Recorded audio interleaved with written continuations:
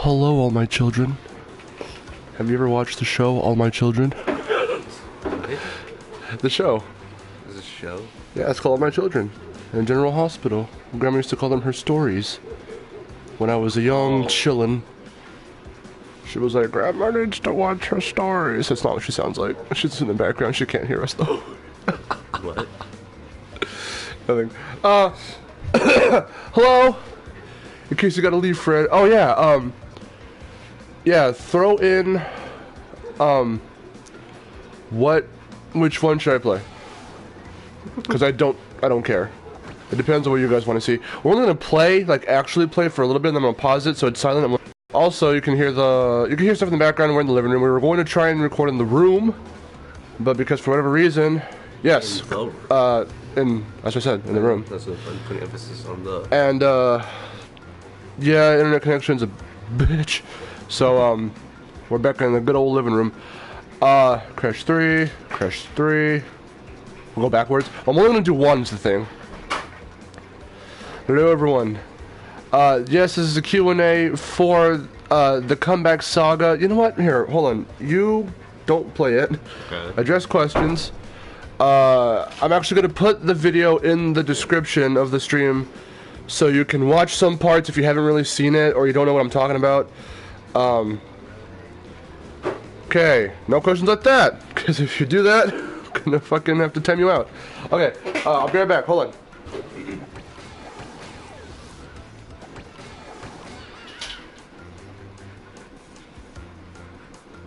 Hello there, Tom Green.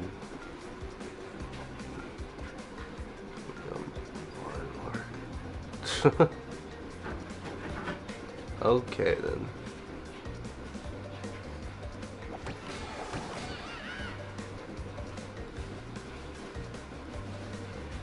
I know, same here, Fraser. Yeah. Well, we'll see what happens.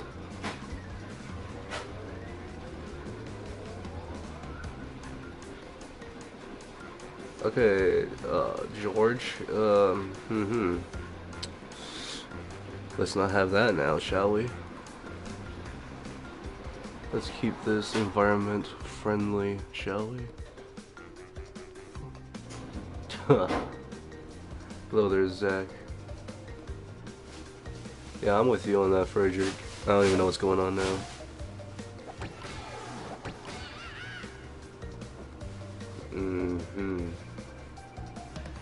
We're gonna have, so that's how it's gonna be, huh?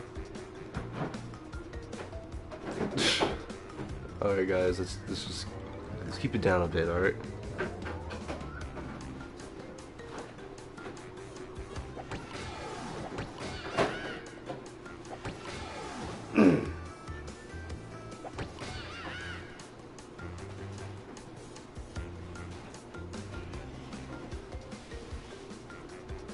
You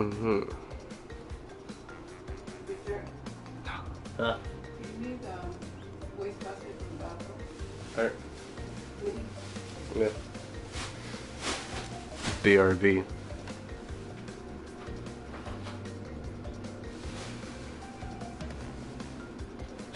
Oh my god.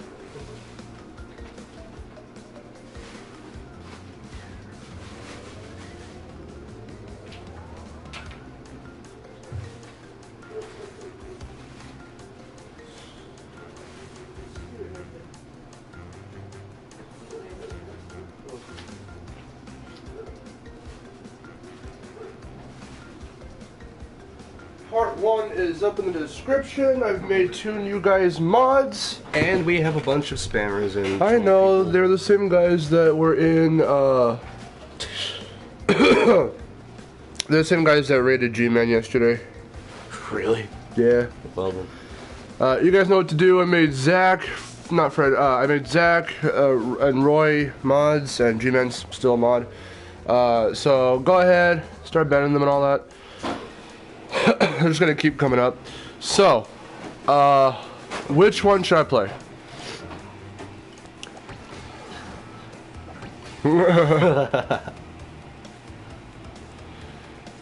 Which crush? Things are happening in the background. Yes, you is a mod now.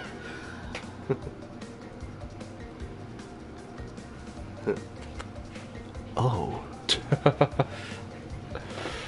So you know what to do. Unfortunately, they're still gonna pop up in, you know, the PS4 stream, but in the stream for YouTube, the chat, you can block them. Okay, so which crash should we do? We're only gonna play for a little bit. I know that, yeah, people have been saying, 3. So we'll probably do 3. I'm gonna wait until we get these fucking cunts out of the chat. You know what, actually, I'm gonna go take some action real quick. Oh, here we go. Y'all motherfuckers want to stop me from streaming.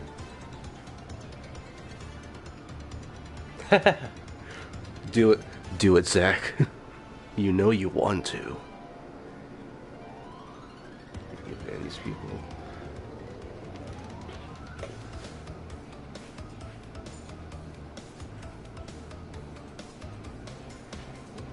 I think that's what he's gonna do, Frederick.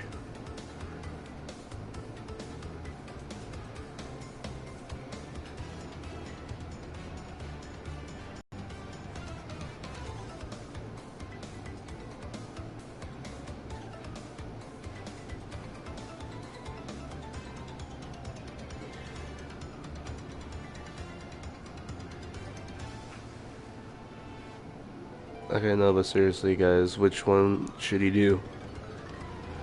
Which crash?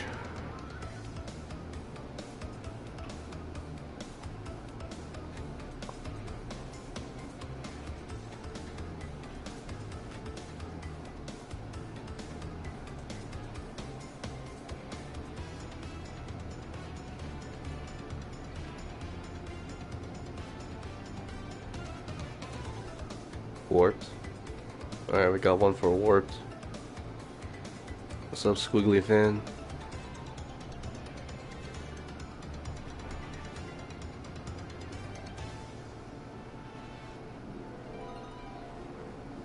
Three, alright. There's another one.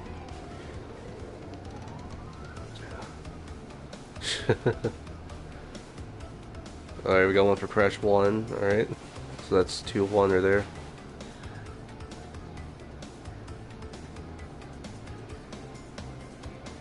Anyone else? Okay, it's 2 and 2. Crash 3. 4, alright.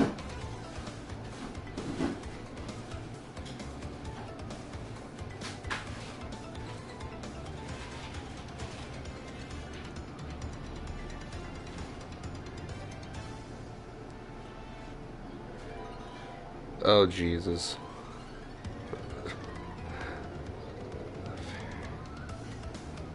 Alright, Tom, let's, can we not, please?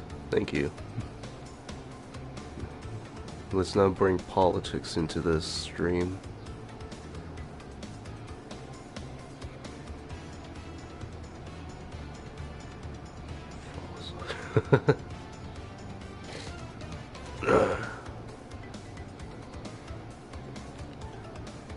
Okay.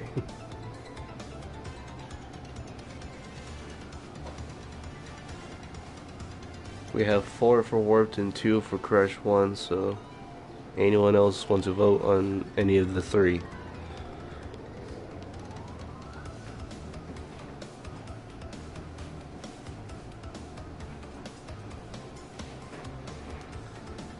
Oh, I'm his brother Vic. Not voice legend, but I'm Marcel's actual brother. Sorry about that, Zach. I should have clarified that in the beginning.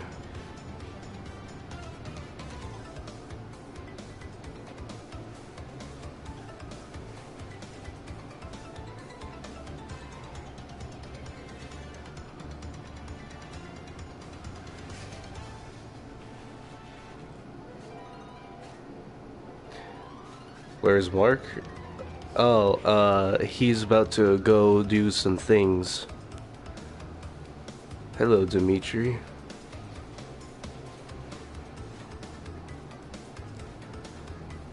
For all the new people coming in, we are currently taking a vote on which game of Crash Marcelo should play. Right now we have 4 for Warped and 2 for Crash 1. So are there any more votes? By the time Marcelo comes, I'm gonna tell him the results of what you guys picked, if he hasn't seen it already.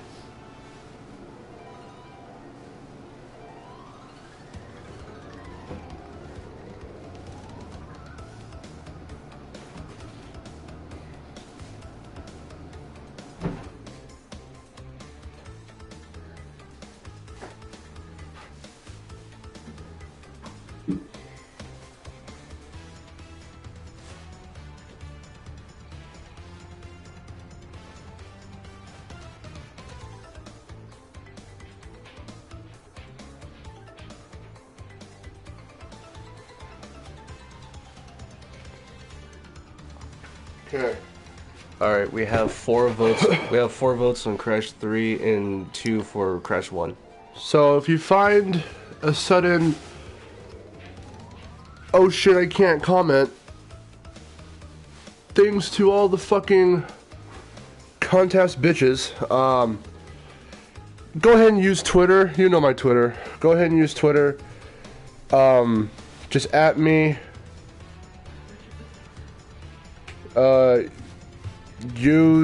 Let me see, this is the one time I'm gonna have to actually initiate a hashtag. Go ahead and use, let me try and fucking think real quick. I don't even fucking know. use hashtag comeback saga. Hashtag comeback saga QA. So go ahead and do that on Twitter. Ask your questions. We're gonna have to chat like that for a little bit. I'll enable it later. But holy fucking shit. It started with G-Man yesterday, and now they've migrated over here and it's fucking retarded. So we have what now? We have 4 votes for Crash Warped and 2 for Crash 1. Okay, we're doing Warped then. We're only gonna play for a bit. So I apologize about all this. I thought there was a way to put comments on. I thought there was a way to make comments exclusive for those who are subscribed. Then again, they'd probably only subscribe just to fuck with us and then leave. I don't know. I don't need them to ruin the fucking sub count. So it looks like for the time being we're gonna have to use Twitter. Again, just do hashtag comeback saga QA. I don't want to do that, but holy shit. Yeah, see, Matt already. Hold up. Use hashtag comeback saga QA. We'll try it for a bit, and then I'll eventually turn it back on, and we're just gonna have to deal with them if they return. So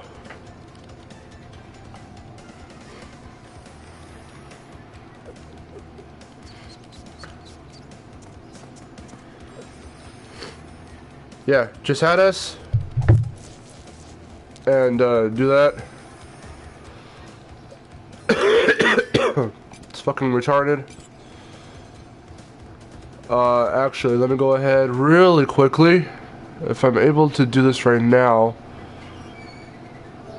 Let's see. Hold up. I don't know if you can hear us. We're gonna try Considering the audio is something. being broadcast, so Okay, so we're gonna try something really quickly. Share button. No. Let's try this real quick. Oh. Okay. Oh, not that. Okay, I don't care. Okay, this is not what I wanted. Okay, whatever. Okay. So, we'll be checking Twitter. I really wanted to just chat with you guys, but these fucking nitwits are being retarded. So, I'll enable the chat again in a little bit. I'm trying to think of alternate methods to use, but I don't really know at the moment, so we're gonna have to kind of deal with this. So everyone who could, because you guys can watch this on Twitter, seeing as the link automatically goes to Twitter, you can still watch on Twitter and comment there. When you have a question to ask, use hashtag #ComebackSagaQA. And then we'll address them. We'll say who asked the question, what the question was, and then address it and ask or answer rather. We'll go ahead and do that. So now I wanted to start the fucking stream. Didn't think that these retards were gonna enter, but here we are. But again, I'll enable the chat, the live chat, in a little bit. I'll probably just get through Warp Room 1 first, and then re-enable it if they come back. I have mods. You know what to do. We'll just have to deal with it. I'll probably also enable slow chat, that way we don't miss any questions in case a bunch of people just start being retards. So we'll try and do what we can. Because those who watch this back as a video, unfortunately, which is kind of dumb on the PS4's part, like the comments don't get, disabled once mods, ban the people or whatever the case is, or delete the comments. So you still get to see the stupid shit that they write. For those watching on YouTube, live on YouTube, that's not the case, but Got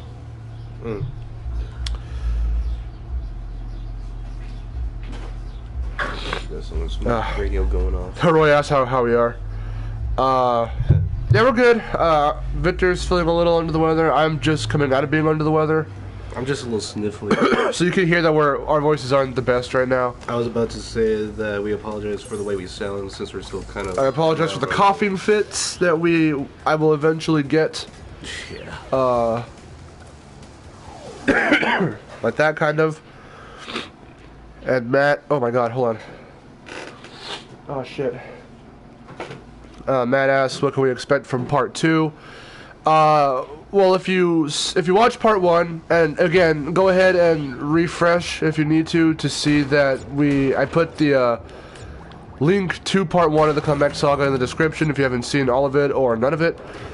Go ahead and watch some as we stream, so that way you can get a sense of where I'm coming from with this whole saga. Part 1 at the very end, I teased that part 2 is about the future of Crash, so it's essentially assessing everything that people want and stuff that people have kind of teased and whatever that could be something that will happen in the future, and seeing just how viable of an option that options that those are. So essentially it's addressing CTR remastered, addressing a reboot, addressing the Twin Sanity remake and all that. So how viable do those seem? How would they be carried out? What can we expect from projects such as that, hypothetically? I'll be right back. I'm gonna hang on my cloth. Okay. Okay, that's cool. Remember, I do need to watch some stuff too. Not a lot, but enough for work. So yeah, that's what you expect from part 2. It's called The Bandicoot's Future. God, I hate that we have to do this with the fucking comments. It's not our fault, though.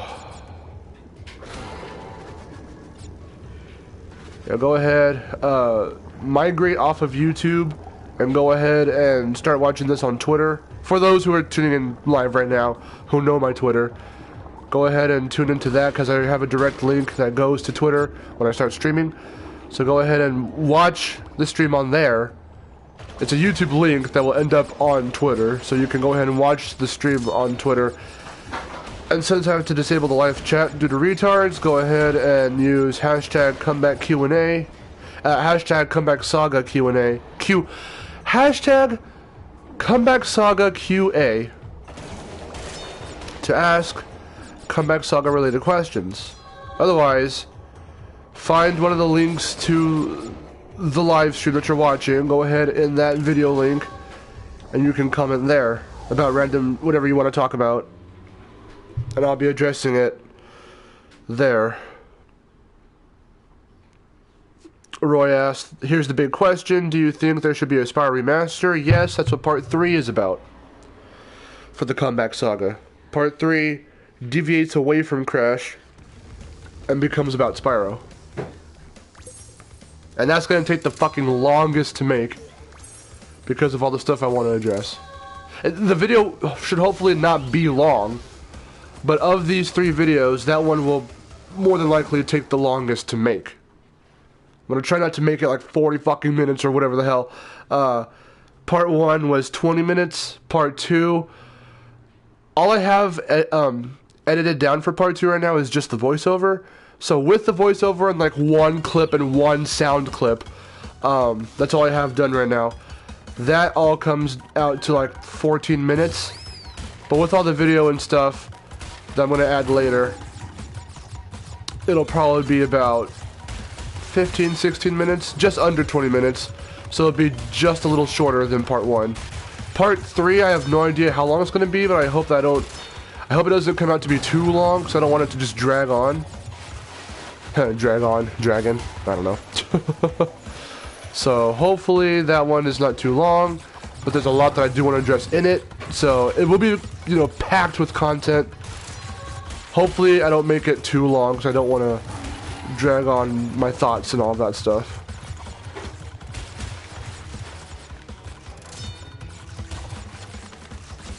Oh, crap. I was going much too fast. Let's just take it slow. Whatever. It's supposed to be chill anyway.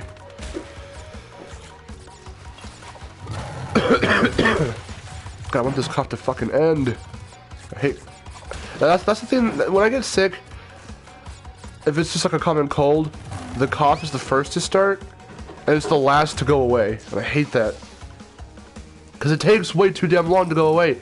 Like earlier in the week, last week, I had a fever, and that took 2 days to go through, and then it passed and all of that. But the stuffy nose, obviously, as you can hear in my voice, and the cough are the last 2 things to stay, and I hate that.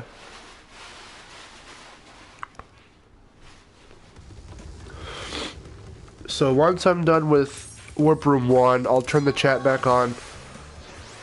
Hopefully the idiots go away. If they don't, mods, you know what to do. We'll just have to deal with it. Sorry for those watching as a video if those comments keep popping up. Unfortunately, the PS4 does not allow you to allow those comments that get deleted to get deleted off of the thing. So...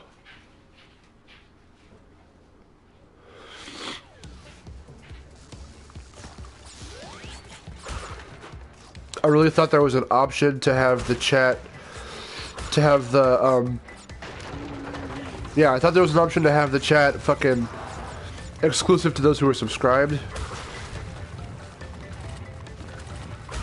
Because I would have just silently fucking switched it over to that.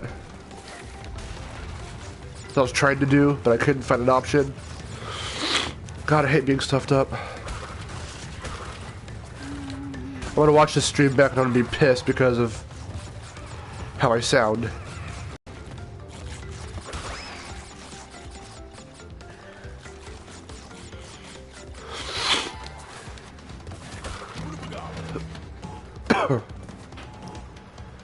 So keep going with hashtag comeback saga QA. When we come to the actual real Q&A where we just stop playing and start answering, I'll definitely have the chat back and running by that time. So that way I don't have to keep going off of Twitter. I'm just doing it right now because of the idiots who are trying to fucking raid us. We were raiding G-Man yesterday. The same exact people. I don't know if it's one person or if it's a couple people. I think there were 2 or 3 guys with multiple accounts trying to fuck with us. So I was helping the other guys. I was helping Roy and all of them ban motherfuckers. And now we've got motherfuckers here. So thank you to the mods.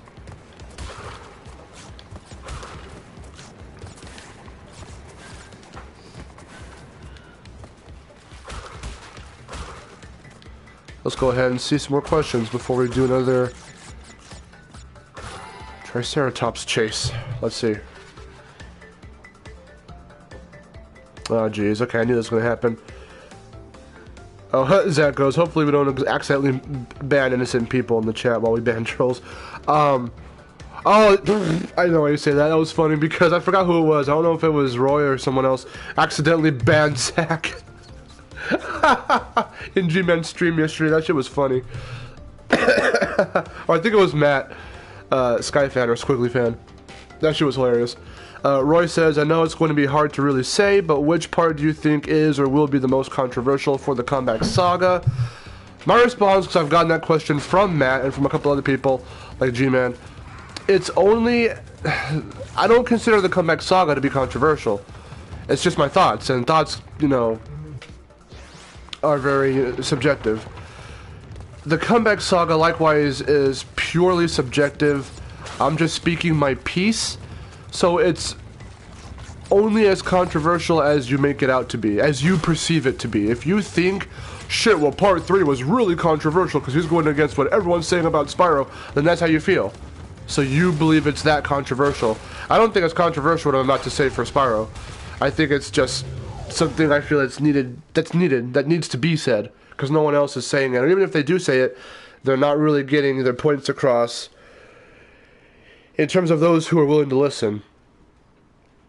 Because idiots fucking go ahead. That's why I had to disable the chat for, or the comments for part 1, and part 2 and 3 will also be disabled for the comments.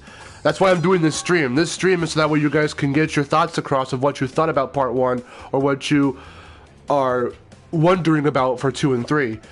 Because I disabled the comments, and the reason why was not to be a dick and not, you know, to stifle and muffle people from talking. It's just the fact that I already know people are going to try and troll, like idiots in the stream, or they're just gonna watch like 2 minutes and then pause and then start commenting stupid bullshit. Well, this is why you're wrong, and this is why yada yada yada. And that's not what I'm trying. That's not what I'm trying to get across. You're legitimately fueling that point about listen to what I have to say and then just kind of let it marinate a bit before you actually comment about what your take on the matter is. No, they're just gonna watch a couple minutes and then just start ranting about why I'm wrong and why I need to shut up and go die and other stupid shit. And that's why that's why I disabled the comments. So, likewise, or even if they don't say stupid shit, but they're really adamant on trying to prove me wrong, they're still not probably going to watch the whole video, and you need to watch the whole thing to fully digest where I'm coming from. I'm not going to be able to get, like, I'll probably put out a blanket statement, like, okay, this is what I think, like, this ultimately is what I think. But the whole video is about, here's why I think what I think. So you have to watch the whole thing in order to fully understand why I say what I say, why I think what I think.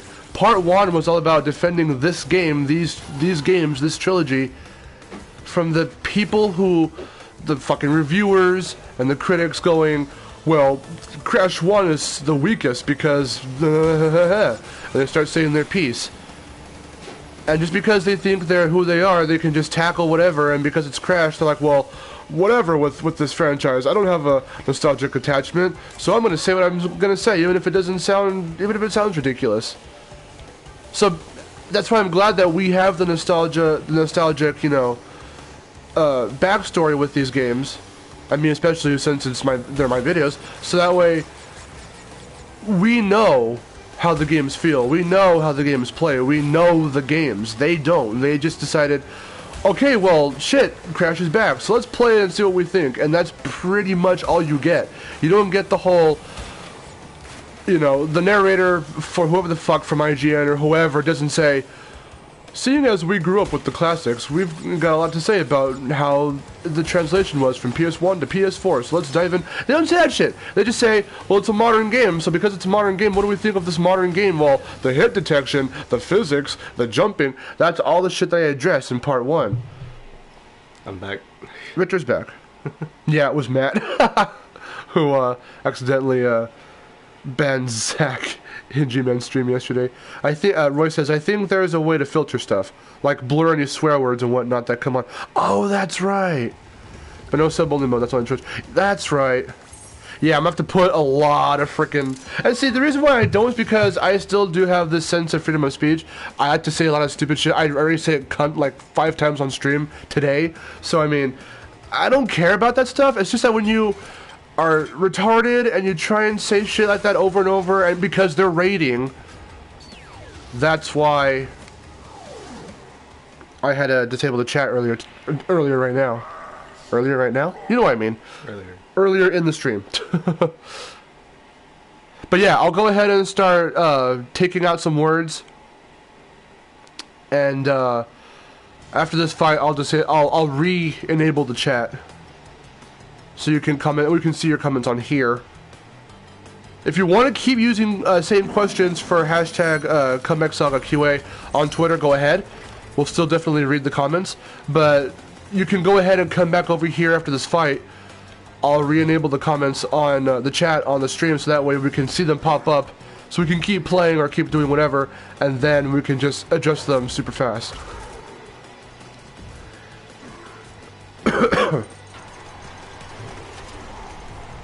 So yeah, long story short, it's only as controversial as you perceive it to be. If you really are offended and you're like, oh, whatever, I'm gonna, whatever, then that's how you feel. I can't help that. I can't change it. Me pulling out these opinions and saying to think about it is not the equivalent to, hey, this is my opinion and you have to agree with me. Like, no, obviously you don't. And obviously people won't still agree. That's fine. In fact, I encourage that. If you don't agree, let me know why, but not in a stupid way. Like, you really need to back your shit up, because that's what I'm doing with the Comeback Saga. I'm not just saying this shit to be like, okay guys, this is what I think of it, and fuck those people who were like, you know, fuck IGN, fuck game ranks or whatever. No. It's like, okay, they said some dumb crap about Sane Trilogy, and here's my take on why they said what they said, and it's kind of like, that's what part 1 was about. Part 2 and 3 are going to be structured a little differently. Really, part 3, being the Spyro's future, you know, that blends a lot of part 1 and 2 in it, because part 2 is about Crash's future, and part 3 will structurally be a little, pretty similar to part 1, with the whole numbers and all of that. I'll probably end up bringing that back for part 3. Is that why they went to Gianni's stream? Because they know you were friends with them? I don't know why. They probably just found Gianni, and then they saw that I was in there too, so they decided, well, this fucker is streaming right now, so let's go and fuck with him. I don't know, but I'll be right back. Okay, if they persist, I can play. Victor will play for a bit. If they persist, you know what to do, mods. And again, to the viewers watching that aren't tuning in live, I'm sorry when you see those dumb comments, because the PS4 will not censor those comments. But I will try to censor the words that they'll be using. And if they try and say stupid shit, like, if they know that they can't say certain things and they start trying to say, like, you're ugly or you're a bad man, like, that you can laugh at, because it's stupid. It's still them trying to troll. But I'll be right back. Yeah, so for right now, I'm playing this.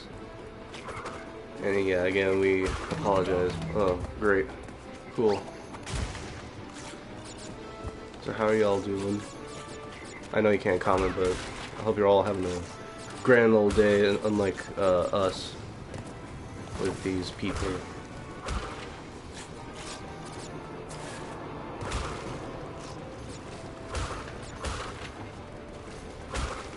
Let's see if I don't die, like a horrible, horrible death. Alright.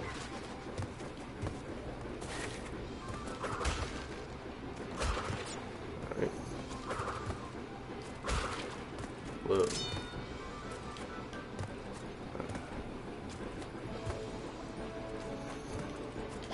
There we go.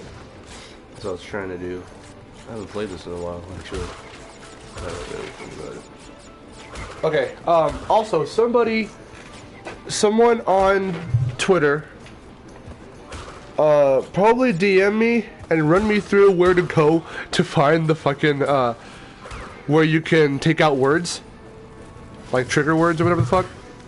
I call them trigger words, but you know what I mean. Like, words that when they come up in the chat, they'll get like deleted or whatever. Like they can't use those words.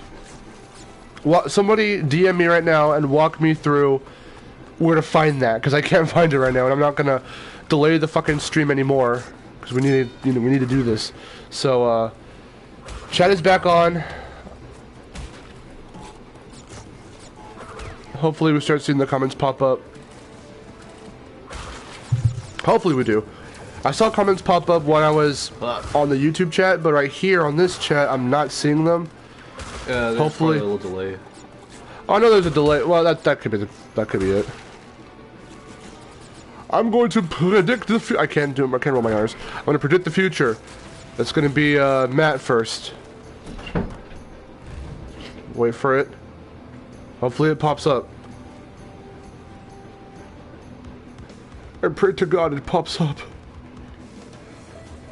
You know what's making Crash wig out over here? No, he's going to fall off the platform. Nah. Fine. It happened to that one guy. He used the footage in the comeback saga. Yeah.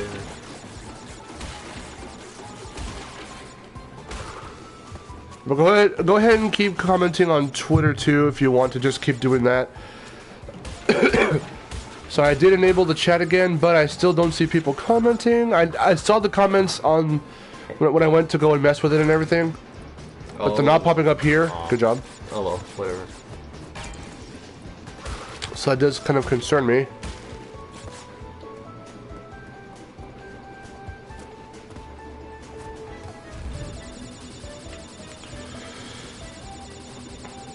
Let me see. Hold on. I need to check something. Said that the... Because this is taking too long. What? The internet thingy message from earlier popped up. Oh. Okay, hold on. So I don't know if it's only that too. I think I slowed the comments down or something.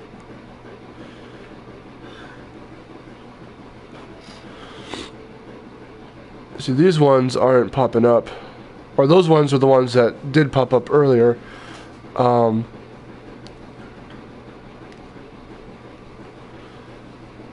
Shit.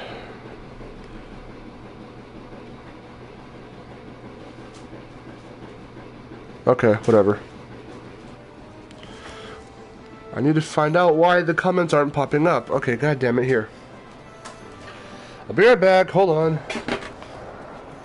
Let me know, Victor, shout at me if they start popping up. Alright. Will do. Let's just not deal with those guys. Skip. Oh god. I almost died just... Alright. On to the next level.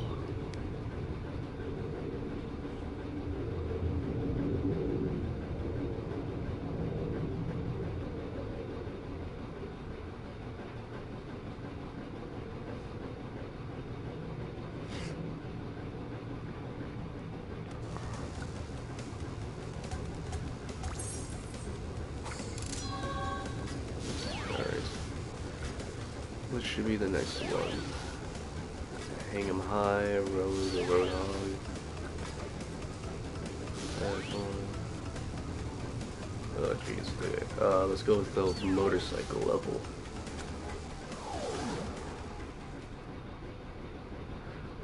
Let's do it.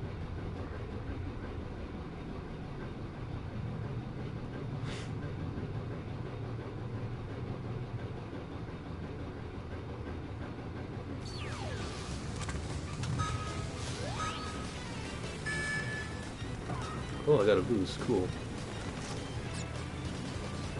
Prep.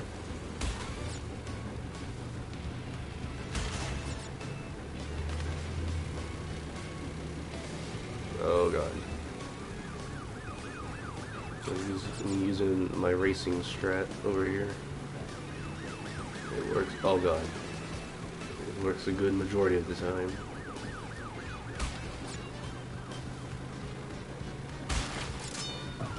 Oh jeez.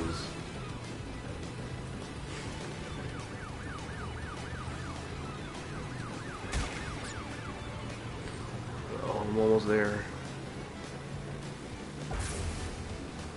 Oh yeah. I got it. Oh god. Oh my god. That was a close one. I almost fell off the edge there. Whoa, what was that?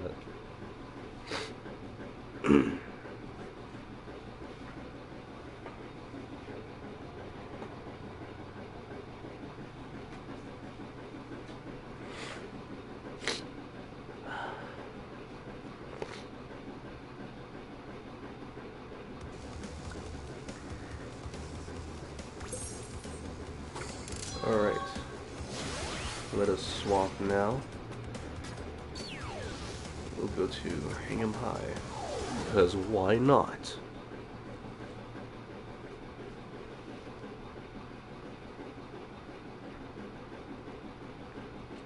Sorry if I'm not talking a lot. I don't really know. I can't see what you guys say on Twitter. You guys aren't commenting on here, so sorry for the awkwardness. Oh god. But at least you get to enjoy seeing me fail. Probably. Okay. There we go.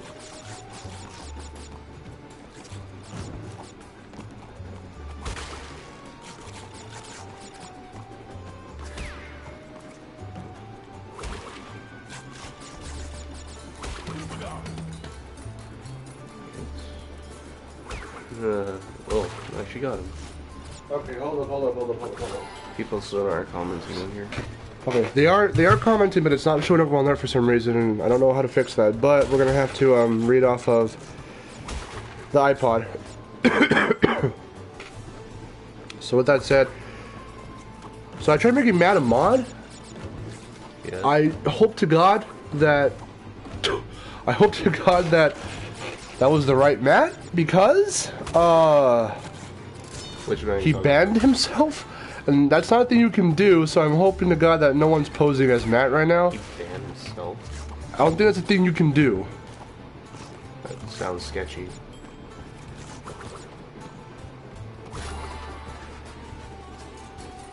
See, there is someone. I'm really confused. Now I have to fucking see. Keep commenting. Now I can see your guys' comments. Not on there still, unfortunately, but not on the TV or on the screen. But I'm now on the iPod right here.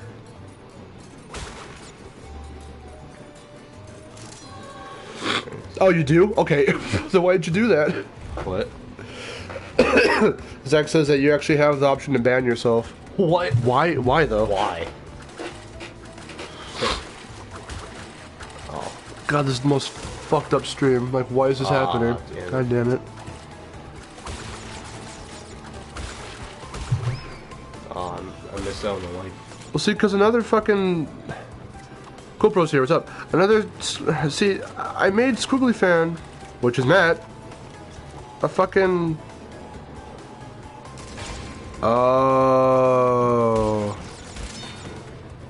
What? I see. Hold on, I just made a big mistake. Hold on. What? What'd you do? You done goofed?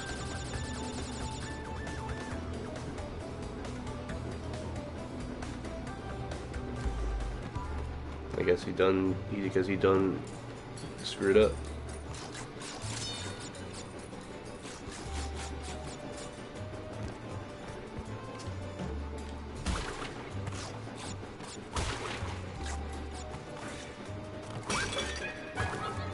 Oh shit.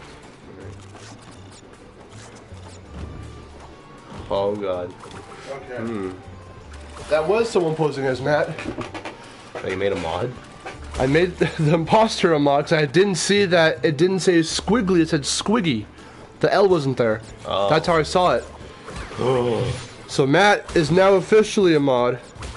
No, that fake Matt's not a mod anymore. Thank God. Something in the back of my head was like, dude, you just made someone fucking mod that you don't even know. Who's posing as a friend. Back of my head, that was what I was saying to myself. And I'm like, I don't know though. Because that was weird.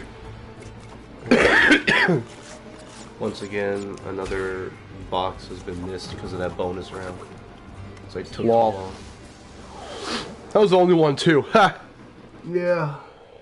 Just like in. Okay, so now G-Wiz. Matt proper is a mod. Sorry, Matt. Alright, let me see. Right here. After you God. poke your nose. We need to. What? You just poke your nose. in No. Anyway, so. God damn it, this is awful. Alright. there. We got Toon Time and Midnight Run. Oh, you already did that one? Yeah. You have a poser account now, Matt. Congrats, you're internet famous. Okay, back to the questions. We're gonna do we're gonna finish this warp room, and then we're gonna do the official Q&A. So you can go ahead and ask questions on Twitter. You can ask questions here.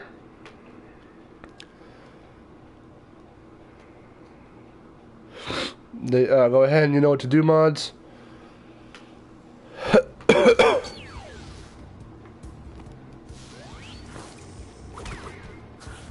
I'll have to figure this out later.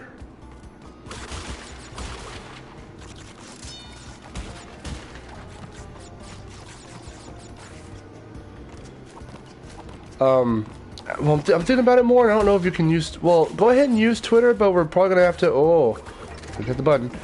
We'll probably have to switch between looking at the YouTube chat and the fucking comments on Twitter. You know what? Probably just don't use Twitter for a while because of having to fucking switch over constantly. So let's just avoid that.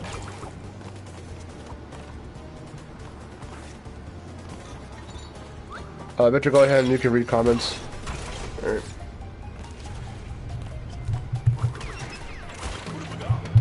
Roy Teal goes, can we go back to asking questions now? Yeah, go ahead. Please.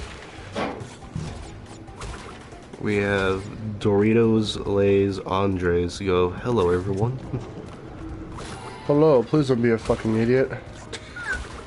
I'm sorry, I don't trust anyone right now besides the guys I know that are mods that... I fucked that up. Nice.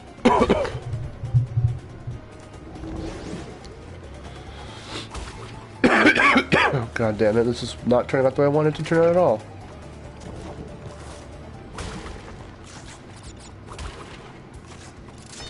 So hopefully we can place bans on these people, like not just from the chat, but from ever commenting on anything that we do. I did it to one person already, but I think they have multiple accounts. So we'll just have to do it to everyone.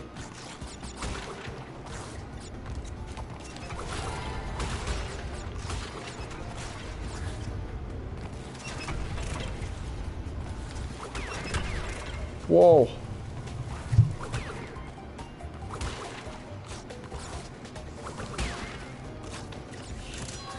Roy Teal is asking me what I think of Sane Trilogy. It's fun.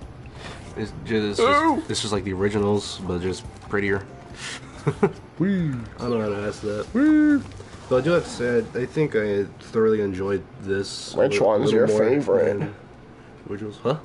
So which one's your favorite? Oh, I don't know. Don't ask me that. I'm gonna miss the alchemy engine. Oh yeah, this is apparently the engine that they use to make to build the game in is called alchemy. But it's the last game that because this engine is the same one that they used for Imaginators, and I think the other previous 2 or 3 games as well. I think. We have Drakenlord. I don't know if that's how you say it.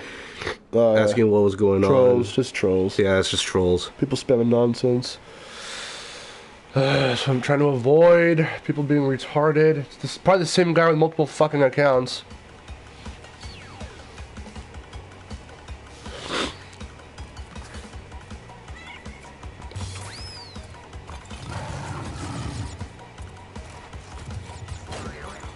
Oh shit! For example, I don't know if we want to talk about that. No examples. No examples needed. All right. Whee! You might get the gist when you rewatch this as a video. Oh shit! Oh, okay. Let's not. Nice. Double death. Let's not fucking charge this right now. Wait, hold up. I just realized something. Okay, Squiggly. Yeah. If Insane is the last game with Alchemy, does that mean Sky 7 will have a new engine? Well, yeah. If it happens. No, it's going to happen. They already said. Oh, really? They said like a while back. People are still, like skeptical, I guess. Because even I was like, I don't know what this means for Skylanders, but they did say they still want to do it. Maybe It was supposed to come out this year, but they had to wait a year for whatever the fuck. Because Imagineers didn't do as well as they wanted it to. Really? Yeah. Despite Crash and Cortex being in it. Even though, on the Crash front, that part still did its job. People, you know, got introduced to Crash. Yeah. And kids got introduced to Crash, which is fine. And that's how that happened. But, the game itself didn't do as well as they wanted it to. It's not surprising, to be honest.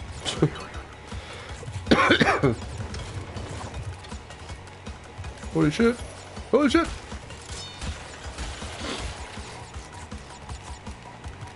Whoop, get the crystal. Yeah. Ha! Wow. You can still grab it. It's also they were busy with Insane. I mean, perhaps, but, you know, at the same time, most every Toys to Life franchise was, oh god, I'm doing so fucking awful. All the Toys to Life franchises weren't doing good, and 2 of them closed down, so. It closed down? Yeah, Disney Infinity is not doing it, is no more. Oh yeah, Disney Infinity's gone. Just recently, Lego Dimensions isn't doing anything anymore now. Oh yeah. The servers are up for online play, whatever the fuck they do with that, but, they're not making any more content, they announced.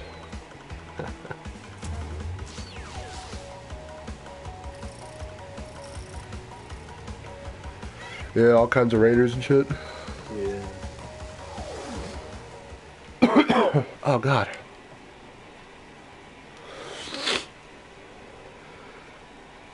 Mark, are you at your destination? Ha ha ha! Haven't heard that one before.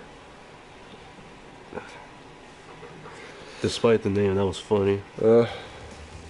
Okay, so we're gonna do Demo Dial and then we're gonna fucking do the Q&A. I had a good chuckle there. A hearty guffaw. Yeah, a hearty guffaw. Right to goes his final destination. Oh jeez. Like the movie or Smash Brothers? Both. Dingo Dial. Dingo Doyle. Hello, Penta Penguin with your purple ass mohawk hair. So I know there's that glitch you can do, but I don't care. What? You can high jump and go into his rings and hit him and then jump out. Oh, that sounds risky. No, you can do it in the originals too. Oh, well, still. Apparently. Ooh. I see, look at the clippage. Look, there's some clippage. Look, look, look. Clippage. Right there. Oh my god. That's funny. Right still goes, Mark, you and me, 1v1 final destination, no items. Oh, jeez. Fox only. You forgot one important detail. Fox only. Oh, there's nothing wrong with the name. I'm just saying. Oh! Oh! Like, Let me out! Yeah. Oh shit. Squiggly goes, I swear if I can go to E3 2018, first thing I'm going to play is Sky 7, man. E3? I don't give a what y'all say. Oh. There is no Skylanders 7. Not right now. Well, there's rumors and stuff going around, apparently. I want to jump too. Thanks, no collision. No collision, Penta. No collision. Don't try to abbreviate it. What? Collige. I heard that. I don't know. Okay. So we did a little bit of some crashing and insaning, because that's now a verb. Skylanders has bombed in ratings. So, let's go ahead and open it up to the Q&A. So if you're on Twitter, go ahead. Oh, you can get your tablet. Do you have it? Yeah, it's up on my... You can go on YouTube and I can go on Twitter. Alright. So go ahead. This is now the Q&A session of the stream. We've been going for almost an hour.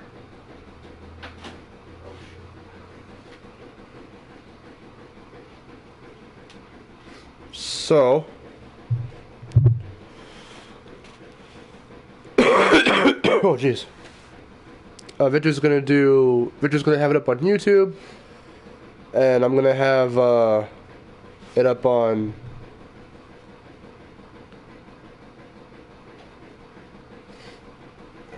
whatchamacallit? The Twitters.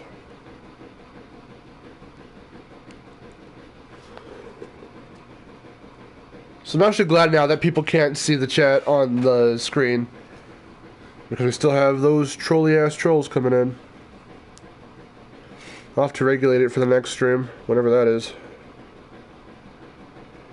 So go ahead on Twitter. I do recommend you start using Twitter now, because I can check it now. Still go ahead and use hashtag ComebackSagaQA. Now we're just getting into the questions. Oh, jeez. And then for YouTube, just go ahead and just ask the question, and we'll answer it. It's weird to hear your voice right here, and then don't video. don't listen to the audio. Go in the chat. There is no chat on here. There's no chat. What the fuck? Give me. I don't have a chat. How is there no chat? What? Whoa! Why? Okay. Victor has no chat. That's fucking weird. So I guess don't use Twitter. This is... I'm so fucking... Oh, God.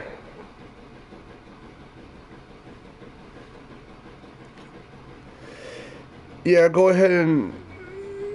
go in the chat. Yeah, ask in the chat. Like I said, you can ask questions in the chat. Do you get Twitter on there? No. Fuck. I need something else to use for fucking Twitter.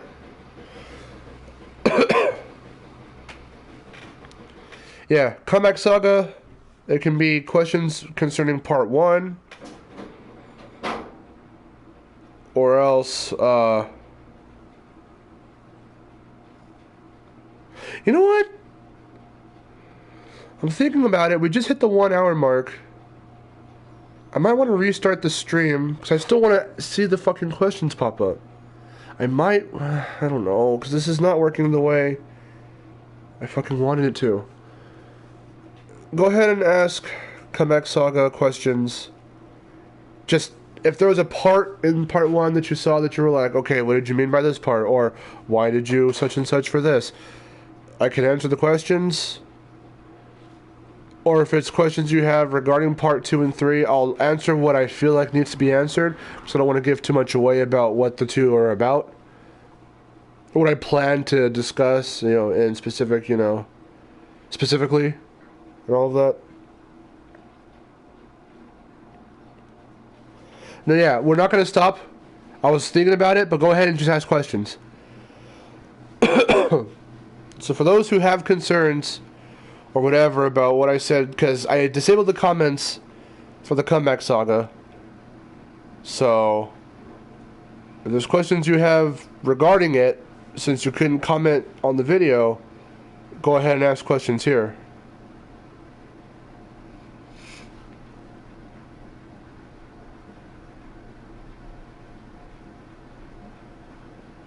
That way, we can answer the questions.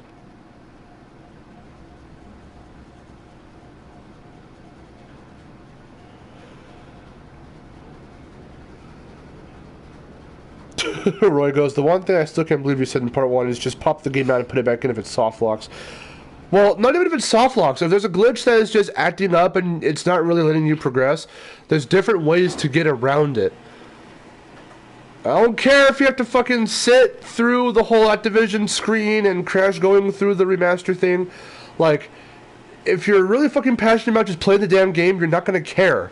That's why I said what I said. Like, restart the level. If that doesn't work, restart the game. If that doesn't work, take the fucking game out and put it back in. It's the classic disk is scratched or disk is probably a little messed up. Wipe it down, put it back in. Like, that's what I was trying to get at. There's nothing too fucking, whatever about it. Like, go ahead and fucking do what you need to get your fucking game working. If you're really not that passionate, then you'll stop playing it and play something else. But don't bitch about it. And like that's, the whole part of it. The whole point of it.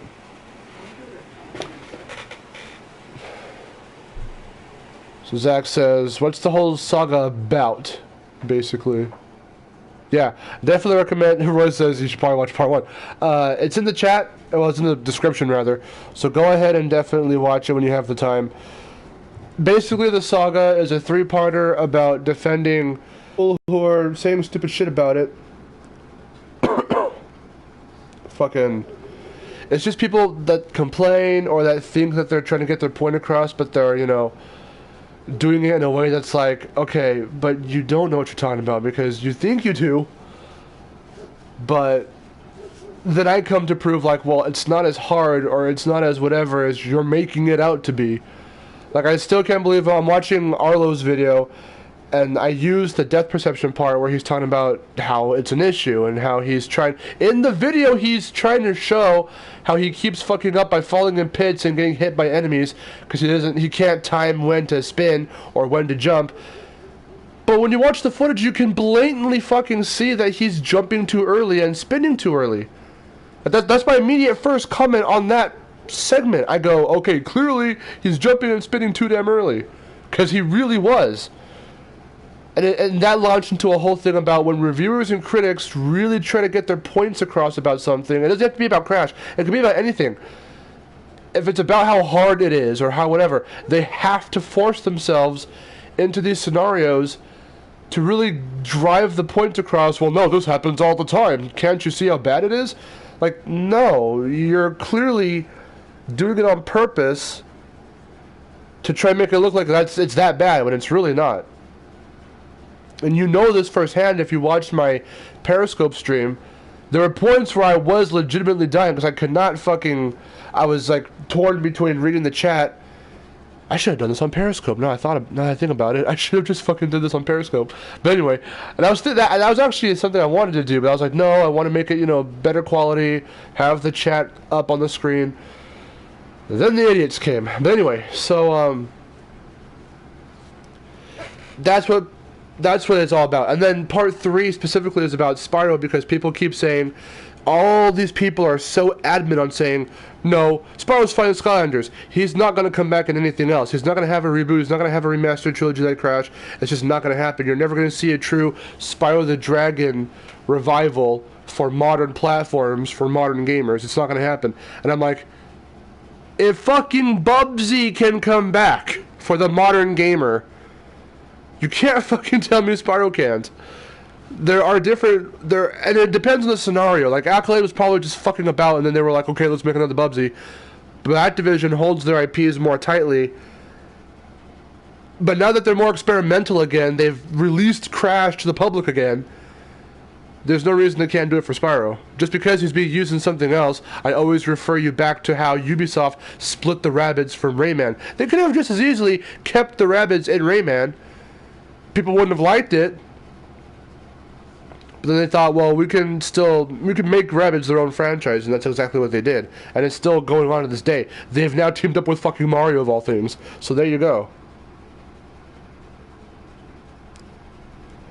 Did Vivi ever fix all the bugs? Said Roy. No. People are still waiting for a patch. The only statement they've given is that... They gave this statement that people did kind of think was a little off and awkward.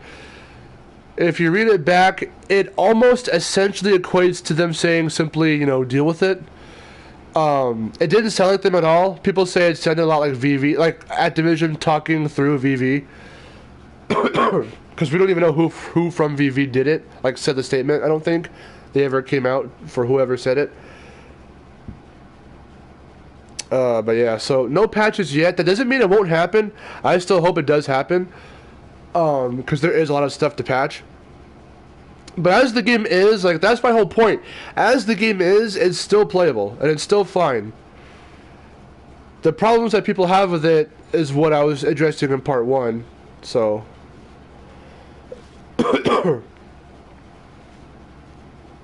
Roy says, like I told you on Twitter, I played the Insane demo.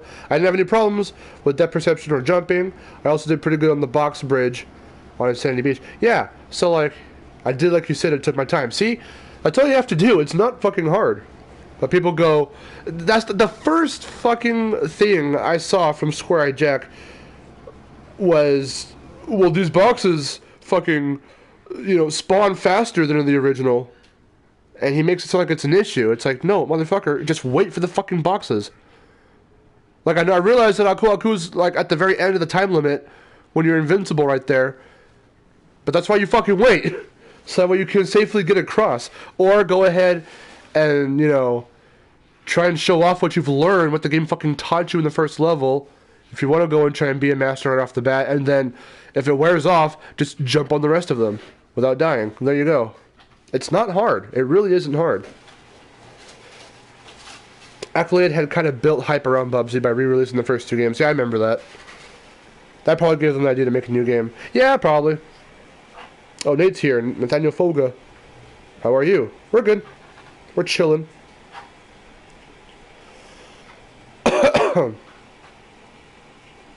We're just chilling. Someone ban this guy. I'll ban him. It's fine. Thank you.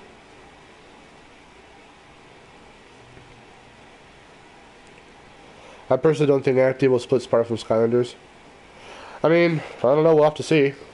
Because I'm not saying, like, I'm not even saying when I say split, I don't even mean take him out entirely. If they did do that, number one, for the Skylanders fans, it's a big move. I would personally be happy, but for the Skylanders fans, it's a big, bold move. If they're okay with it, whatever, but, like, that's if they even decided to do that, which I even don't think will happen.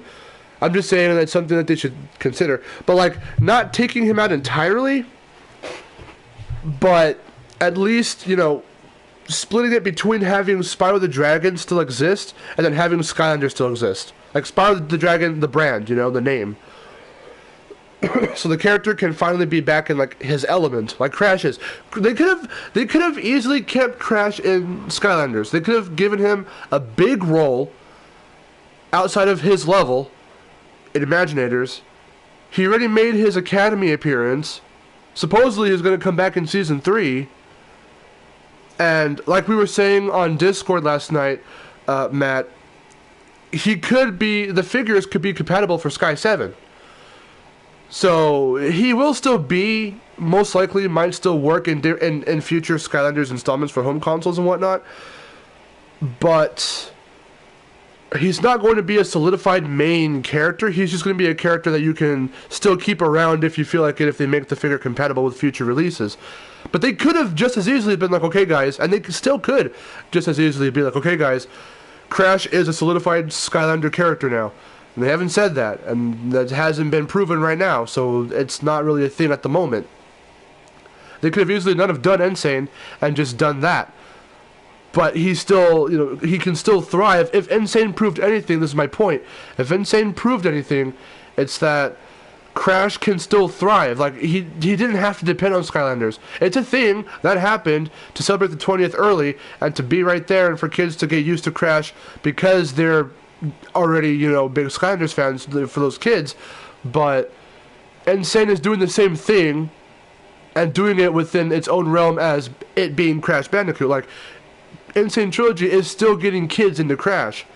I remember G-Man and I, when G-Man came over to my area, we were at GameStop and we were watching kids play the demo, and we were like just sitting there like, damn, that's awesome. That's what I wanted to see. So it's still happening, and it's doing its job. So that's great. That's good. That's what we needed. That's why that's its purpose, you know. So Spyro can do the same thing. You can have some kind of remake or remaster or reboot for Spyro and be like, here's what he was and here's who he is now. This is what he can be. He's still in Skylanders and we're going to keep him there as the leader of the Skylanders and universe, blah, blah, blah. But this is what he was doing back in the day. That's what I want to see. Not because Crash is doing it, but because I want to see it for Spyro.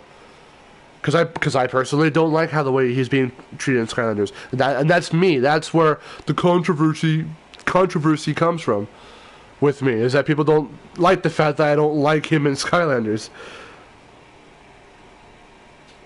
But, I mean, whatever.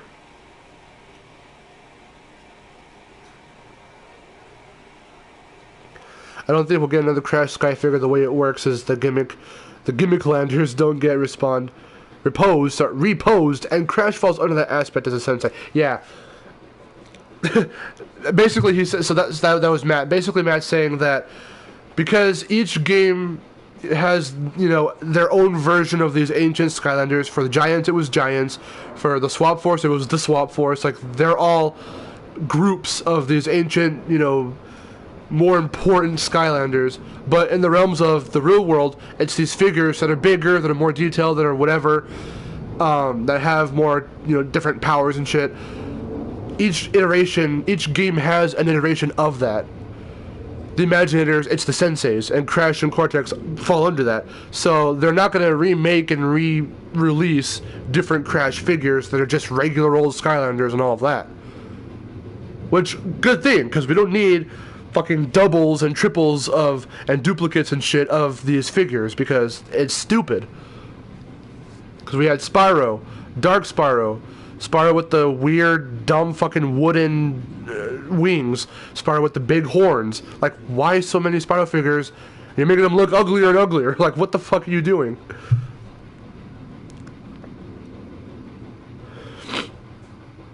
But seriously. More questions. The Comeback Saga. We already played. We played for just under an hour. For the next however long we decide to fucking go, it's just questions about the Comeback Saga. That's the main reason why I wanted to do the stream. Because the comments for those videos are going to be off. So that way people can actually watch and digest what I'm saying. And then these streams are meant for you to actually finally start asking questions about, or even just voicing your thoughts on the video. So we can just talk about it. Spyro with the good hair. Fucking Roy. Oh, jeez. Because I'm looking at him in Academy and I'm like, damn, they really made them plastic to get across that they're figures. And it's like, Jesus Christ. It's like not detailed. It's like detailed but not detailed. That's weird.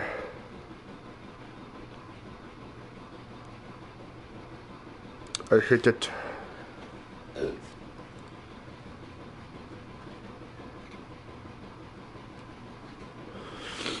Oh, jeez. I hate the way I sound right now. I'm all stuffed up. So I'm going to leave the chat real quick so I can go see if there's any Twitter comments. So right now I can't see the chat for YouTube, but mods keep going ahead and killing off the fucking trolls. Let me see if there's any hashtag Comeback Saga QA videos. Yeah, so Zach says, what's your favorite PlayStation game on any platform? I have a lot of favorites. Like franchises, I have a lot of favorite franchises. Crash, Spyro, Rayman, Tekken, Soul Calibur. If you're talking PlayStation exclusive, like none of those are exclusive anymore, but they all started on PlayStation. That's a lie. Soul Calibur did not. That's another lie. Yes, it did. I just realized. Soul Calibur did not start on PlayStation, because the first Soul Calibur is exclusive to Dreamcast. But there's one game that precedes the Calibur games, and it's called Soul Edge. That's on the PS1. That's the game that started the Calibur series. Tekken started on PlayStation. Fucking love Tekken. Medieval, Frogger on the PS1. Centipede on the PS1. The Williams arcade games, the one we played for Vid Games where it has Sinistar and Bubbles and Joust and Robotron. Love those games. But Crash was what got me into gaming. That's why I'm so like passionate about Crash, the first one. Roy says unrelated to the comeback saga, but would you be interested in higher quality renders of my older trash talk videos? Yeah, because back then we used, so for the first 3 arcs of trash talk we used, I still have this camera but I don't use it, of course, this standard def blue Sony camera. It's a really old model. Well, I wouldn't say like really old, but like it's older. It's not a high def camera. It's not like a crappy little whatever camera. It still looks like the ones we use today. And by we, I mean like me specifically. Like for the video, like you've seen what kinds of cameras we use. They're Sony cameras, Sony Handycam camcorders. But the first one we ever used was a blue color, and it was a standard def camera. It was still a Sony Handycam, but it was an older model. So that was all we had at the time, and we were still very new to doing YouTube nowadays, because I started YouTube back in like 2009 with some neighborhood friends. We did Painbusters 316. That went really nowhere, so we stopped doing YouTube, and then when I finally met up with Wes again after so long, we created Westside Studios, and then Destination Mark and Weston Boulevard came a little later. But for Trash Talk, it was standard def. We were still doing, we were still going to a school where we were learning how to, edit videos and stuff. So yeah, higher def trash talk episodes. I mean, I don't care for the older stuff anyway because they're just really bad. But I would like to see them in high def. It's not going to change the content, because the content's what I care about the most. But I would like to see it in high def, just so it looks cleaner and looks a little better. Because we were still trying to figure out camera angles and how far away or, close up we needed the camera to be. Because there's sometimes, in Arc 1 especially, where the camera's like way up into our faces. Not like way up into our faces, but like from like the chest up. And that's not a good... So we're like all squished together on the screen.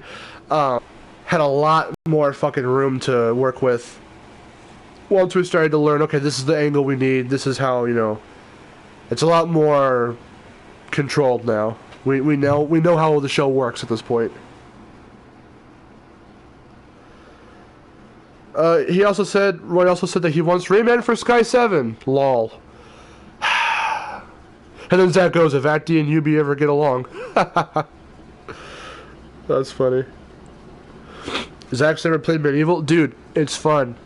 On Twitter, people, there's an account called Resurrect Fortescue, because the 20th anniversary, Medieval's and Spyro's 20th anniversaries are coming up next year.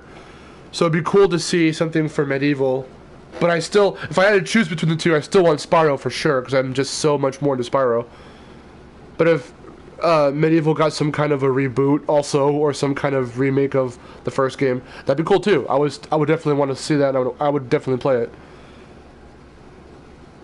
It's really fun.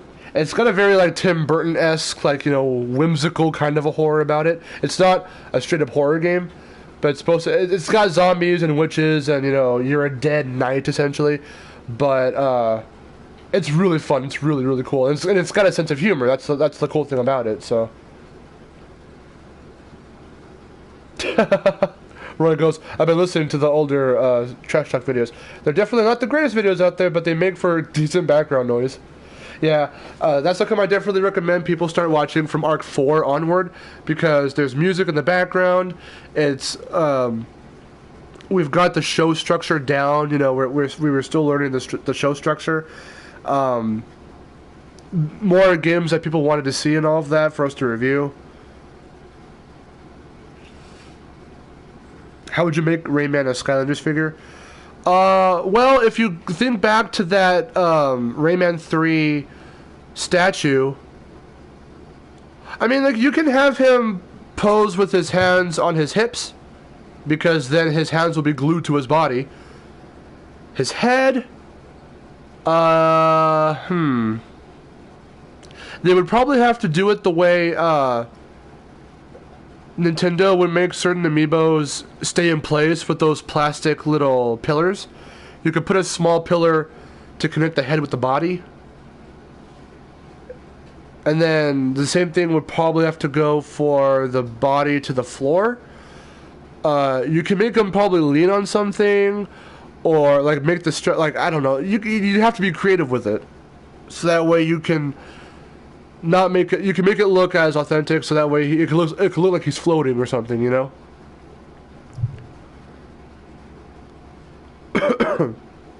Hearing the campaign makes me want to get it as a PS1 classic. Zach says about Medieval. I do know it's a fantasy hack and slash game. Yeah, it's fun. It's really fun. It's that like dark fantasy kind of a game. Oh, and Roy says to Zach to get the sequel. I played a bit of the sequel. I don't own it.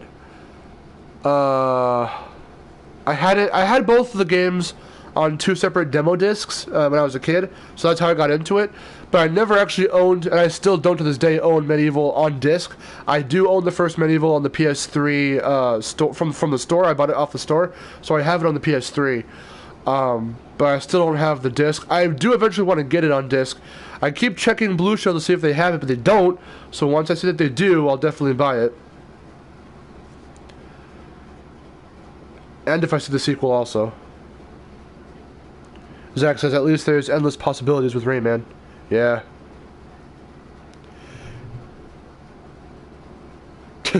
Crash Bandicoot is not as cool as Spyro. He says, it's funny how there's like only one Medieval YouTuber who makes discussion videos, but there's over 10 Sly Cooper or 40 Ratchet and Clank or over 100 Crash YouTubers.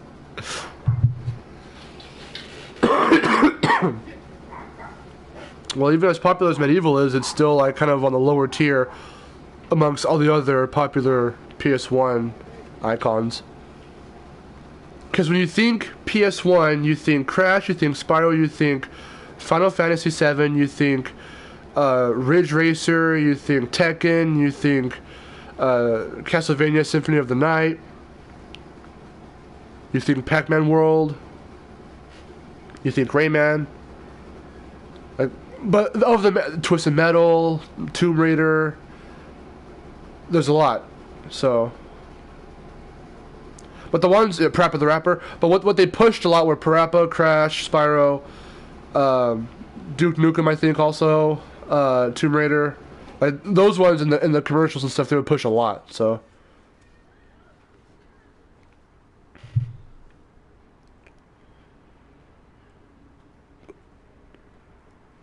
Oh my god, excuse me. Ooh, Roy says, by the way, guess what I've been playing recently? iNinja. Dude, iNinja is fucking fun as shit. More people need to play iNinja because it's a hella overrated fucking, it's a hella not overrated, sorry, underrated, PS2 game. It's a PS2 platformer. It's so fun. I love it. I don't remember when I first got it. I just remember seeing it. I guess my mom or someone got it for me, and then I just started playing it, and I loved it. Matt says, what do I think of the Crash concept from Toys for Bob? We talked about it on Discord, but it looked really cool. The art looked okay. All we have to go off of is the artwork. That would have been Tana's return besides Insane. Like, in-person return, not just a cameo. So it definitely would have been interesting to see. But there's not much else on what it was supposed to be about, or how it was going to look or work, or what kind of a game was it. Was it... I mean, if it was going to be a platformer, cool, but like, was it going to be some kind of a reboot? Since it had the main 4 characters, I think there were 2 separate pieces of concept art. One had Crash and Tana, the other one had Cortex, and I think Brio. So that's like pretty much the main cast of, besides the other characters, of Crash 1. So was it going to be some kind of a reboot or what? So I mean, no one knows what it was supposed to be. So I don't have too many thoughts on it because we don't know much about it. But from the concept art, it looked okay. It was a different take visually, but it looked okay.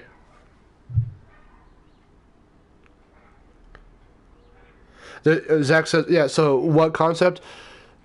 I forget when it was. I think it was like 2010 or 11 or something. Toys for Bob had an idea for a Crash game. Nothing came from it, and it got canceled pretty damn quickly.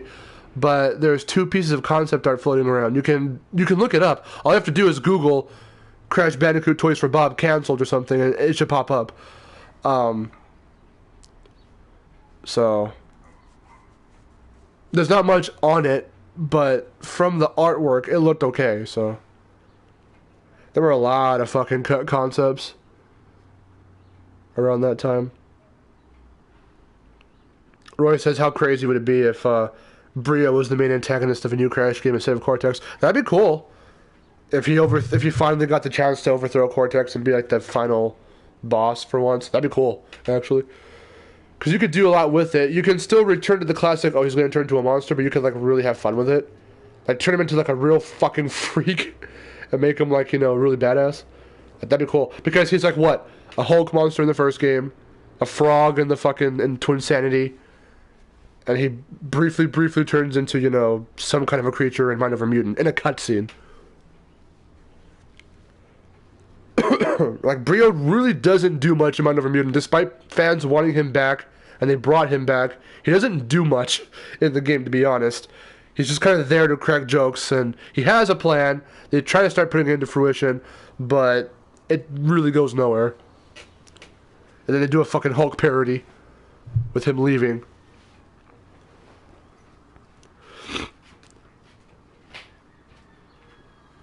Yeah, Zach saw it. He said, oh, wait, I saw that picture. It looks like fan art. Yeah, it does. But that was supposed to be... I mean, again, early concepts, so even if this game came to fruition, it probably wouldn't have looked like that exactly. But the point that the art was trying to bring across was that it was going to be a new style. Even if it didn't look like that in the final game. And then Matt says, I remember when everyone thought Crash was going to be in Swap Force. And then people saw Swap Force. They saw the fucking, what was it called originally? Shapeshifters, and they thought it was a new concept for Sky 7, and it totally wasn't. It was funny.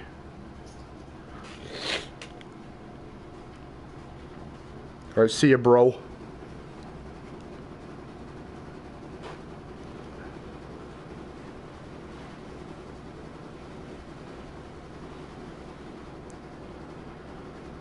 Oh, shit, I missed all these comments about iNinja. Zach says he doesn't know why iNinja's rated T. Because of the blood, it's not red blood, but it's still like animated blood and violence. It's not gory, but it's still like kind of bloody, sort of. Trust me, if the blood was red, that's an immediate M rating, for the most part. For the most part. Or no. At the very least... red blood will turn it into a T, I believe. I forgot. Yeah, blood is like a huge factor into a game's rating. If you have blood, you're already... And it's supposed to be a kid's game, you're already on thin ice. It depends on what color you make the blood. Because, like, fucking... Chase was telling me that Jet Force Gemini straight up uses red blood, and yet the game has an E rating. Or no, it has a T rating. So red blood would make it an M, like, off the bat. For the most part, again. At least in a particular era, like from the games back then, like Conquer was M for all the blood and the fucking swearing. But you at least get bumped up straight to a T, if not an M, if you're a kid's game and you have fucking blood. And yeah, like Crash said right here, he cuts off the head of his master in the intro. No blood, but there's a full-on decapitation. Not shown. Like, the slicing of the head is not shown, but the head's just there in the body. Roy says that he thinks it's okay, like a 7 out of 10. Yeah, that's cool. Because even Jeremiah Zay, he played it for a little bit. He thought it was okay. He hasn't streamed it, but he did finally start playing. Because I've been recommending it to him. He got to play it for a little bit. Are there any more questions about the Comeback Saga, though? Because if not, we'll end off at the 1 hour and 45 minute mark. If there are no more real comments. Because this is like this is a pretty big trilogy for me to release. Because since Trash Talk, like since, 20 fucking what, like 13 or 14 or something, I've been trying to voice the opinions about addressing the hatred towards Crash and trying to get my points across about Spyro being in Skylanders. No one really, people just swore it off. So at this point, it's like, okay, now that it's getting too damn ridiculous, like, I have to address it.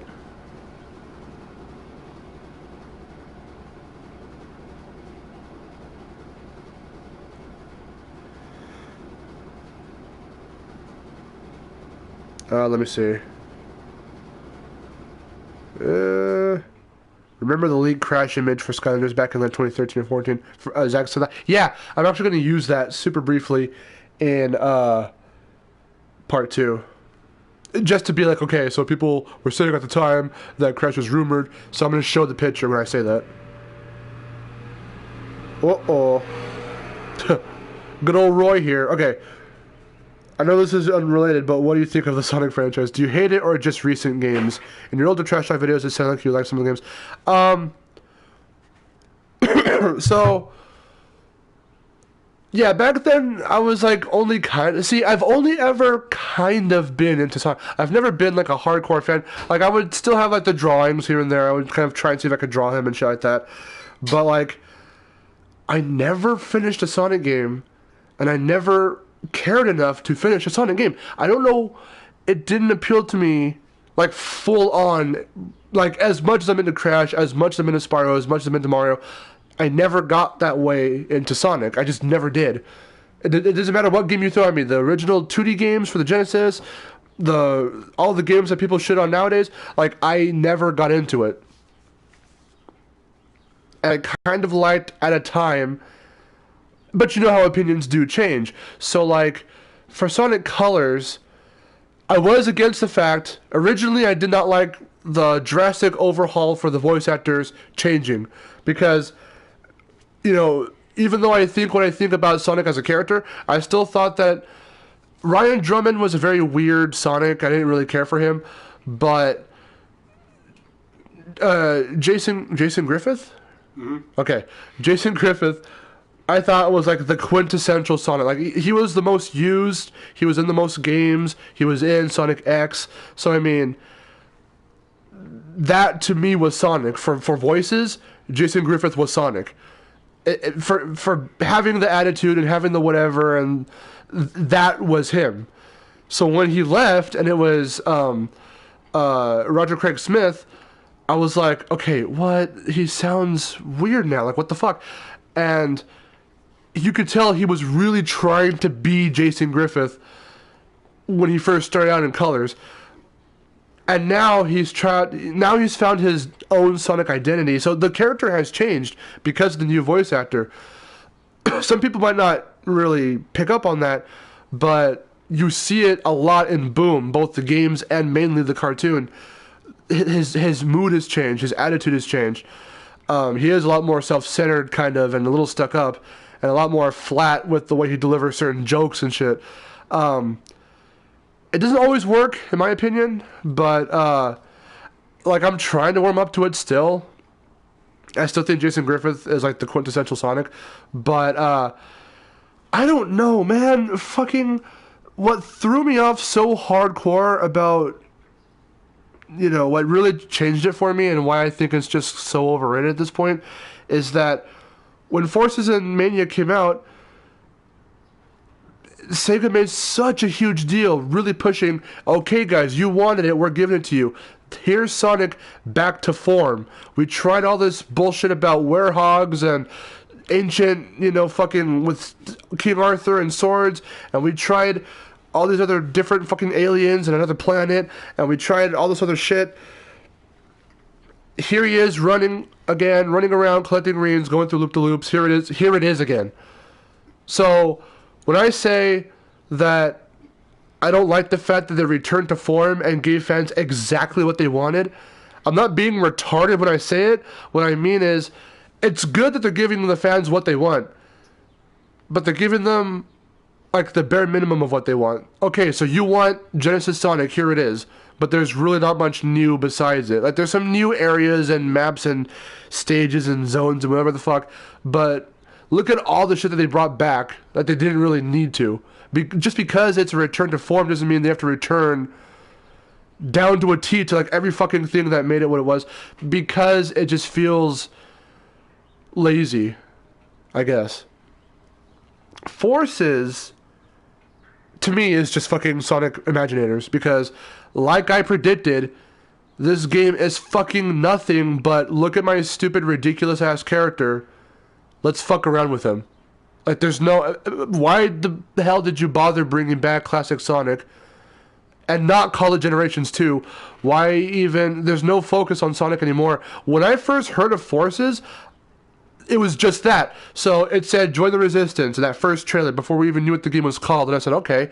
And then it said Sonic Forces. I'm thinking, okay, so it looks very propaganda looking with the art style. It's very, you know, those kinds of tones of black and blue and red.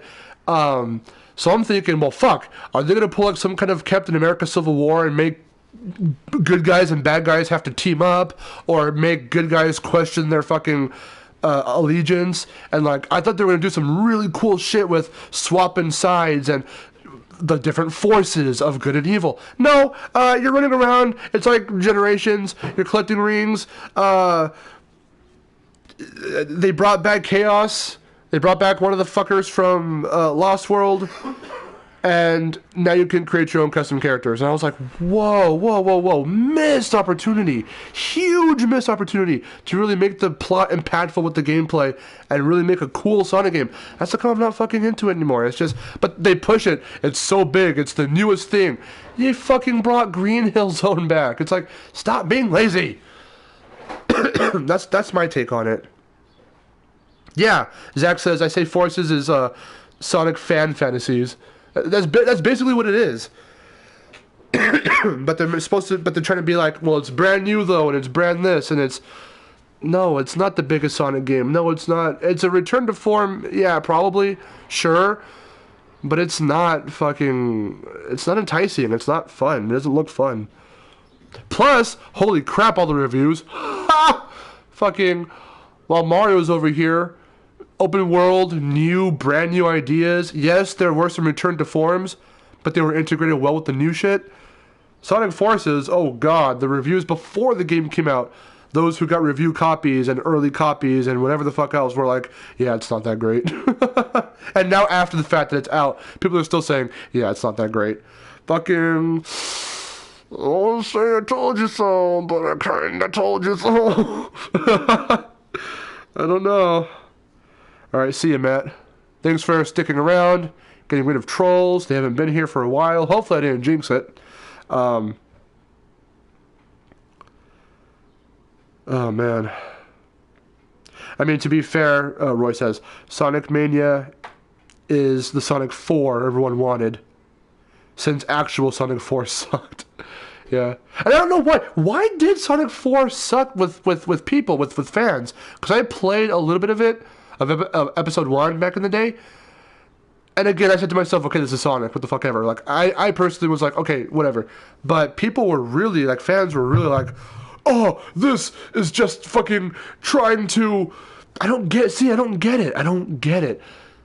That was them trying to be new Super Mario Brothers. Okay, let's return to classic Sonic but make it 3D to look more modern. Nothing wrong with that. But then people were like, well, it sucks, and it was a bad attempt at a return to Sonic's past, and whatever. But yet, here you are playing Mania, which is literally to a T, art style, music, everything, Genesis Sonic, down to using the same fucking places. The majority of the levels and zones in that game, from what I've heard, and kind of what I've seen, are older fucking places from past games. Like, Studiopolis is still the only real original fucking zone that I know of. I don't know about all the other new shit. Like, what other new shit is there? All I keep hearing about is Chemical Zone and fucking Chemical Plant or whatever, and Green Hill, and like a bunch of other ones That battery one that's from like 2 or whatever. Like, it's all stuff that's just from past games. It's not new. And people are trying to pass it off like it's new. And it was for an anniversary celebration, I do realize that. But that's still not an excuse. Look, Mario Odyssey had a fucking Donkey Kong homage. And shit tons of Sunshine, Galaxy, and 64 homages. And that game is not an anniversary celebration game. They managed to celebrate all these past Mario games. Both obscure and familiar. And big and popular. But the game still feels original. The game still feels new. Because all of those are just references and cleverly woven in homages.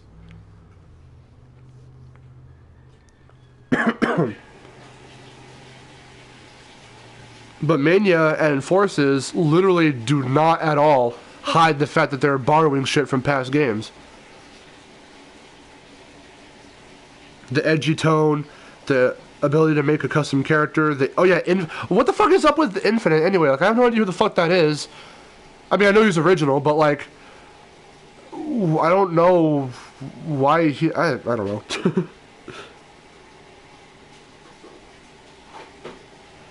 Regarding Sonic 4, Roy says, I think it was buggy and the physics were off. I don't know. Well, if that was the case, then... Oh my god, are you serious? Roy then says, there's like 3 new zones in Mania. Everything else is recycled. Wow! Wow! I'm not even like trying to say that to be sarcastic. Like, wow! I didn't know that. Holy shit! And people said that this was a return to form, brand new Sonic made to look retro. No, it's just retro Sonic. Regurgitated for you. Holy fucking crap! 3 new zones? So besides Studiopolis, what are the other 2? That's amazing. Holy crap, I didn't know that. I legit did not know that. I knew that there was a lot of recycled shit. I didn't know it was like 80% recycled shit. Like, that's crazy.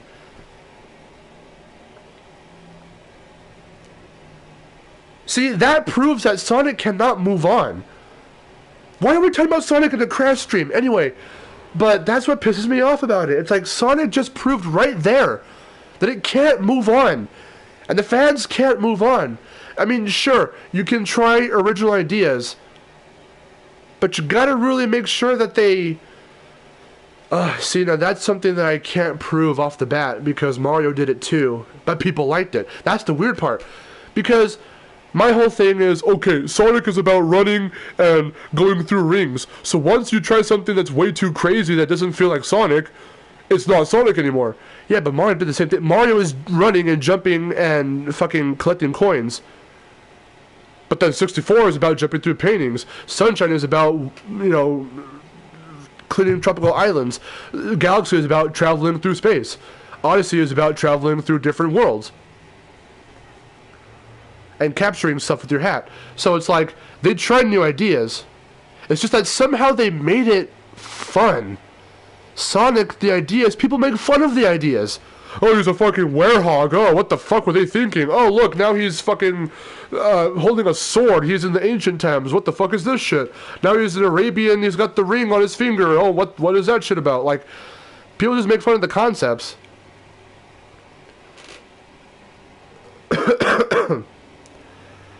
So, like, if you were to try and make a new Sonic something, I don't know how the fuck you're gonna do it, but it would, number 1, have to make sense with the character, number 2, have enticing gameplay, and number 3, if you're gonna recycle shit, make sure it's fully integrated and it's not lazy. Make it clever. Mario Odyssey made the homages and the references and the recycled stuff clever. Sonic Mania and Forces was just like, here it is. Like, literally, this is what you want, here you go. But nothing new to challenge the formula or to, you know, make it unique. Like, Mario Odyssey would Black Sheep, because it's not the same. It has similar stuff. It's very Galaxy-inspired, very Sunshine-inspired, very 64-inspired, but it still has its own original legs to stand on because of how it is with the capture mechanic and just with the gameplay in general. Stuff changed to make it fucking works. It's such a great game.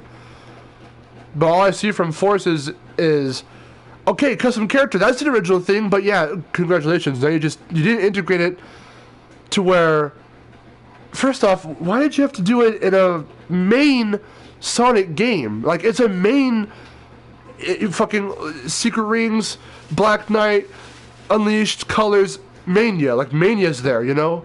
Or, I mean, Forces. Forces is there. It's now part of the main 3D line of Sonic games. So why in the main line 3D Sonic games are you going to have a fucking customizable character function? And now, congratulations, you've taken the fucking focus away from Sonic, the main character of the fucking game. And I've heard that the fucking custom character gameplay isn't even fun. So why did you bother doing it? It makes no fucking sense. It's like playing Mario Odyssey, but you get to make your own fucking character. Like, why? There's no reason for it. It's about the adventure of Sonic. It's about the adventure of Mario. For Mario, it worked. For Sonic, you added Imaginators, and now it doesn't work. While Forces is fan fantasies, says Zach, Mania is nostalgia mania, nostalgia pandering. Exactly. That's exactly what it is. Nothing else. Nothing unique. Nothing original. Nothing clever. Sorry, 3 zones are original. But it's not clever. Nothing is clever. That's why I was excited for Boom, for Rise of Lyric, because they were finally daring. See, Big Red Button had a good idea, but they rushed the fuck out of the game. That's the main thing. They rushed it. If they didn't rush it, it could have been a really good game, and it might have been like one of my favorites, or my favorite. I don't have a favorite Sonic game.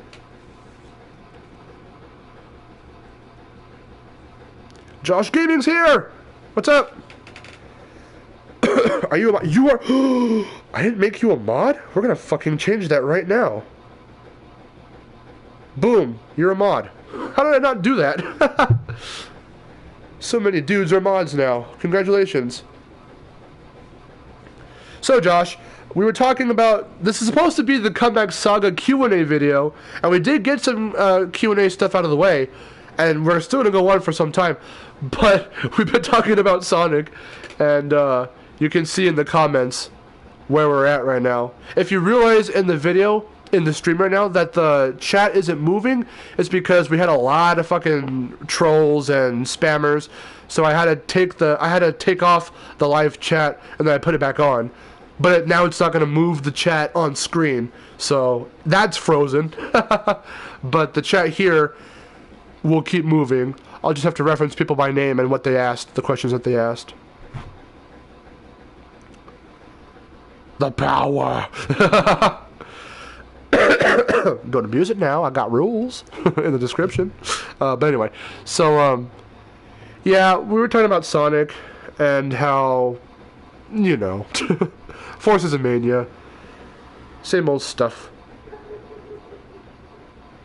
Gusty Garden, or whatever it's called, Roy says, I think a desert level was a hidden prototype level from Sonic 2 or 3. But I don't think the reused zones are the exact same levels. Okay. I think they're differently designed levels with the same themes and hazards. Well, but still, if you... Then you might as well just make them... I don't even know. I don't even fucking know.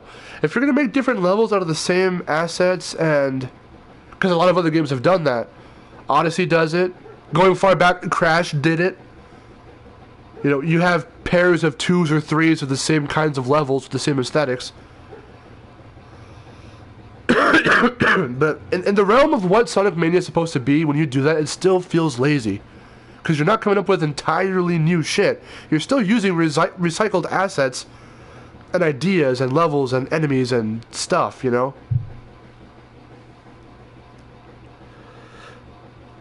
Where did Victor go? He went, I think, to the bathroom or something. But he's washing clothes and such. So he's a little busy right now.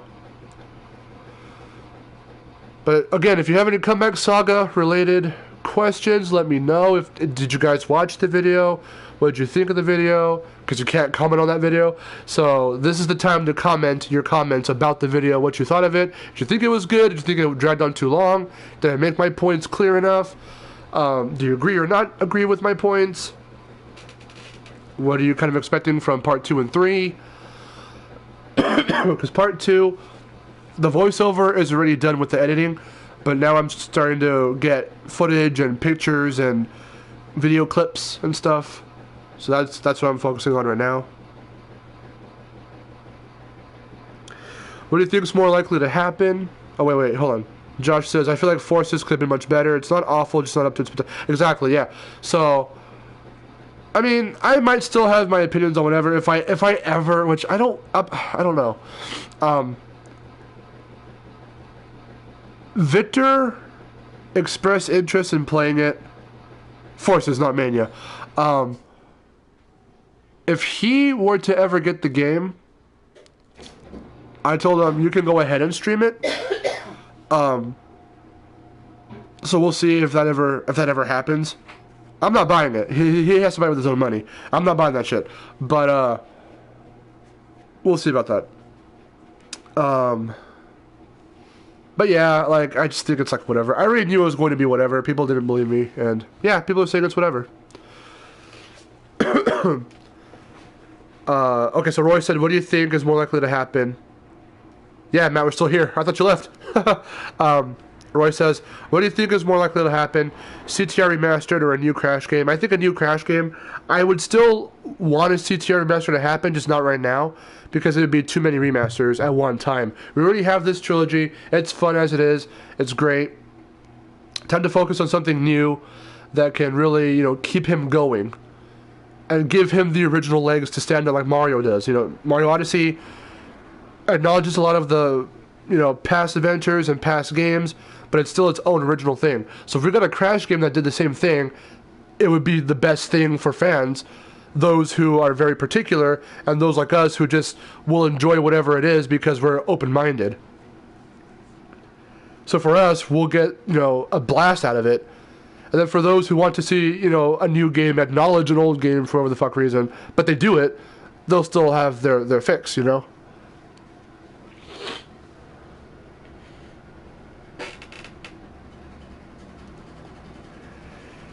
Yay, thanks Josh. He says he enjoyed the comeback saga and I made a lot of good points. Yay.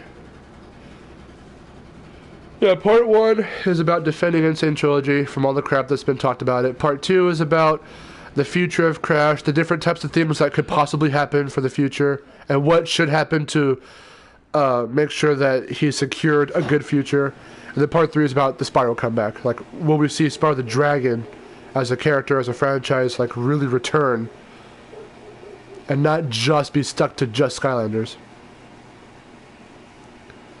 And part 3, I feel, will be a little all over the place, but I'm going to try my best to make it structured a bit like part 1 with the numbers. So I was like, number 2, number 3, with the different numbered categories for part 1. That's the way I structured it. Part 2 is not structured like that. Part 3 might be. It depends on how I go about. I have no idea how I'm going to structure it yet, because there's a lot to talk about. So we'll have to see. Is part 2 finished, or am I still editing it, says Roy? I'm still editing it. Oh, Matt just had to eat dinner. Okay. Roy, yeah, no, part 2 is not finished. It's nowhere near finished yet. Like I said, all I have done is the voiceover. Now I'm starting to put the video and all that stuff in. I'm going to try and work on it. I don't know about tonight, maybe tomorrow onward. Because after the stream, I'm probably just going to chill and not work on much. We'll go until about maybe the 2 hour and 15 minute mark. So we're at 1 hour and 56 minutes. So at 2 hours and 15 minutes, we'll be done.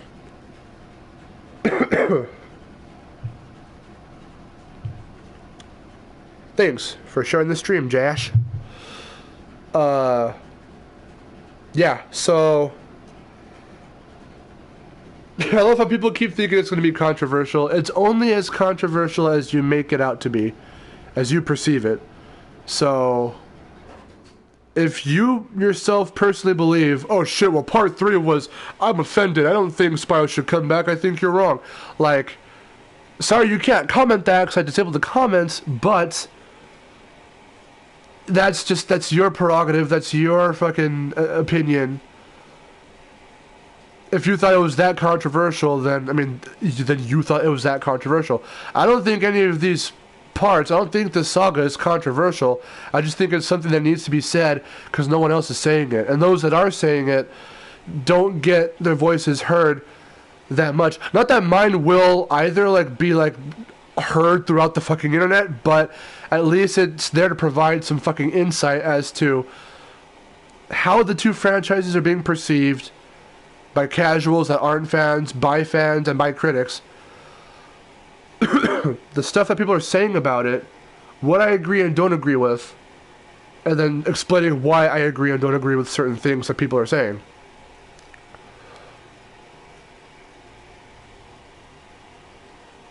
Ted Josh says, yeah, it's clear by the dislikes on the video that people hate opinions.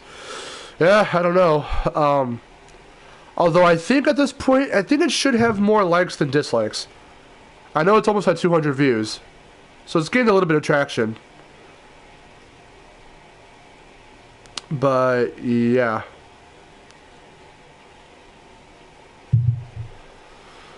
For part 2... it's addressing stuff like, okay, so what is the possibility of a CTR remastered happening? Addressing all the other fucking remasters people want. Addressing the Twin Sanity remake.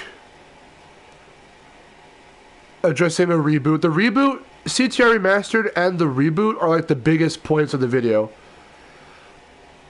And then after the reboot segues into like a bigger question about the franchise.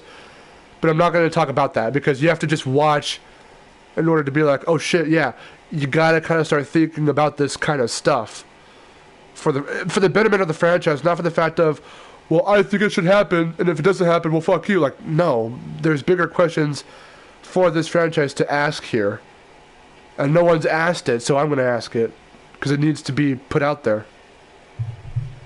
Because if you keep making remasters and keep making games that people will either find really good or mediocre, what's the point of keeping the franchise going if it's not going to, you know, really come up and really, you know, be able to bloom, you know, to flourish, to evolve and grow from where it is right now?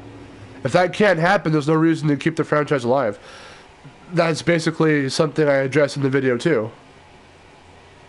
It's stuff you have to start thinking about, like how long, you know, can the series continue for and all that kind of stuff.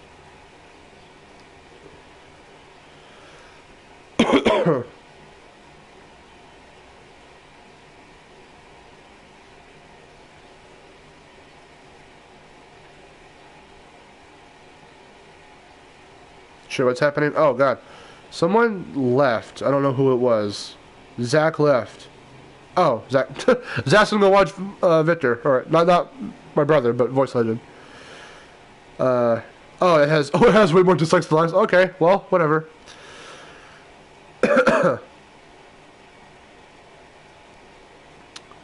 Welp. Oh yeah, and then Matt said that his Spyro video got so much salt. And then Roy actually came out and said, yeah, I was one of the ones who disliked it. Okay, Roy said, after the Saga, what's my next game chat video going to be about? I don't know. I have been thinking about it. It might be Sonic related or Mario related. Because people are also concerned about my thoughts about Sonic. We were just talking about it. So a lot of the stuff I said here, if I make a game chat on Sonic, it's going to be that kind of stuff. Like what I think about the franchise, and especially nowadays. So I didn't have these, you know, harsh or intensive opinions from back then. Like you guys were saying, you can go back on some of my older videos, and I expressed a lot of hype about certain Sonic games, or mainly Rise of Lyric. And I was a lot more, like, open about Sonic.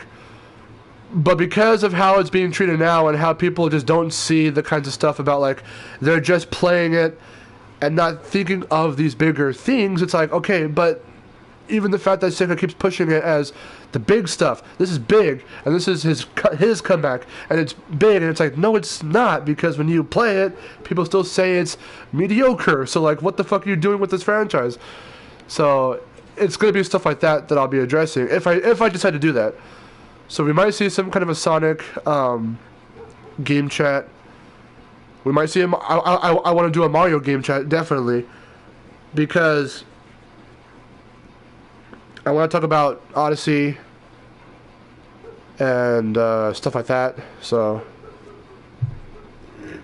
Besides that, though, I'm not sure. Because multiplayer, the co-op multiplayer one wasn't about any one game. It was about all games as a whole and how they treat co-op multiplayer.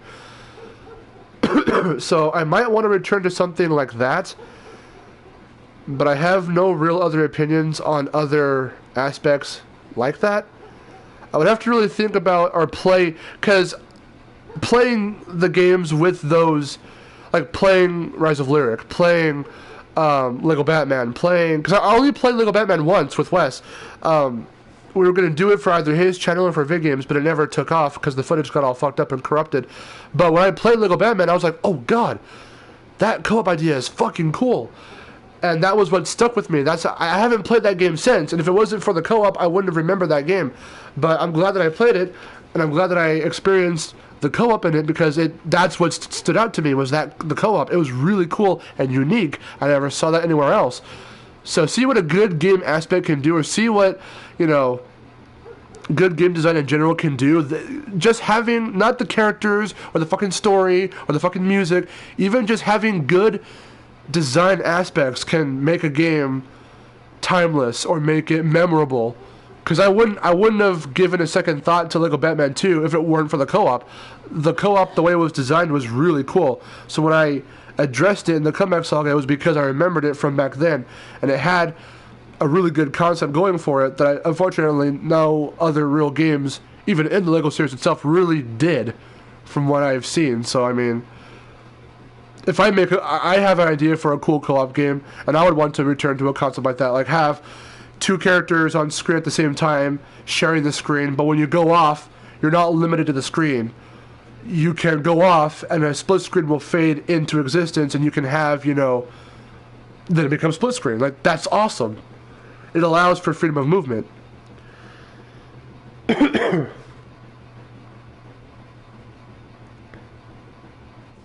Oh yeah, we'll have to do another one of those together sometime. Yeah, no, definitely. For vid games, we did Spyro, we did Mario, so if there's anything else you have in mind, I'll definitely be up for it, because it's awesome talking about the evolution of these franchises and stuff, because we get it. Lots of people who try to talk about it don't get it. They have their biases and they let them get in the way. Everyone always fucking says online, the Crash series is very legendary and it started off really good on PS1, but then when it hit PS2, it went downhill from there. Like, no, it didn't go downhill, it just changed. What the fuck are you talking about? If you perceive it as bad, that's your opinion. And sales and fucking numbers do say stuff about how well games do or don't do. But it comes down ultimately to how you perceive the games. Like, people don't understand that, and I think it's funny. I think it's sad, because it's what's pushing fucking games today. Games come out so fast and then fucking leave because we're done with them, and we try to review them so quickly. And then we're on to the next thing. Actually, Video Game Donkey said something really interesting about that too. In his Game Critics video, I don't know who the rapper was, but he posted a clip about a rapper who said something about the music industry. Exact same scenario. He was like, when an album drops, people start criticizing it and reviewing it a day later. You can't listen to a whole album in a day. It takes time. Likewise, even if you beat a game in a day, that's still, you have to let it marinate in your mind. You have to let it settle. You need to have time to think about it. If you just, like that fucking idiot who gave Insane a 6 out of 10 and played half of it, like half the game. They didn't even finish the full fucking game, and is trying to criticize it. Because it's games he might have already played back then, so he doesn't have to play too much. No, you kind of have to play the whole thing before you criticize it.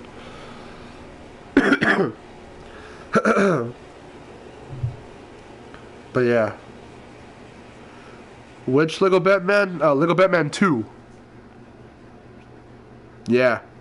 It's pretty cool.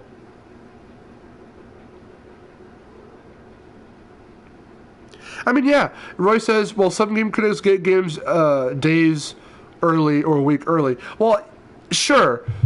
But these guys are critics, and this is their job. Their job is to be sent modern games, play them, write about them, discard them. They don't play them. Now, unless there are some critics out there, like fucking Easy Allies, or a lot of those guys were on game trailers, they were pretty cool because you can see the passion. I love watching their reactions to conferences like E3 and PSX because they're fanboys. I hate saying that word. I hate using it, but they're fans. And they fanboy a lot over different fucking...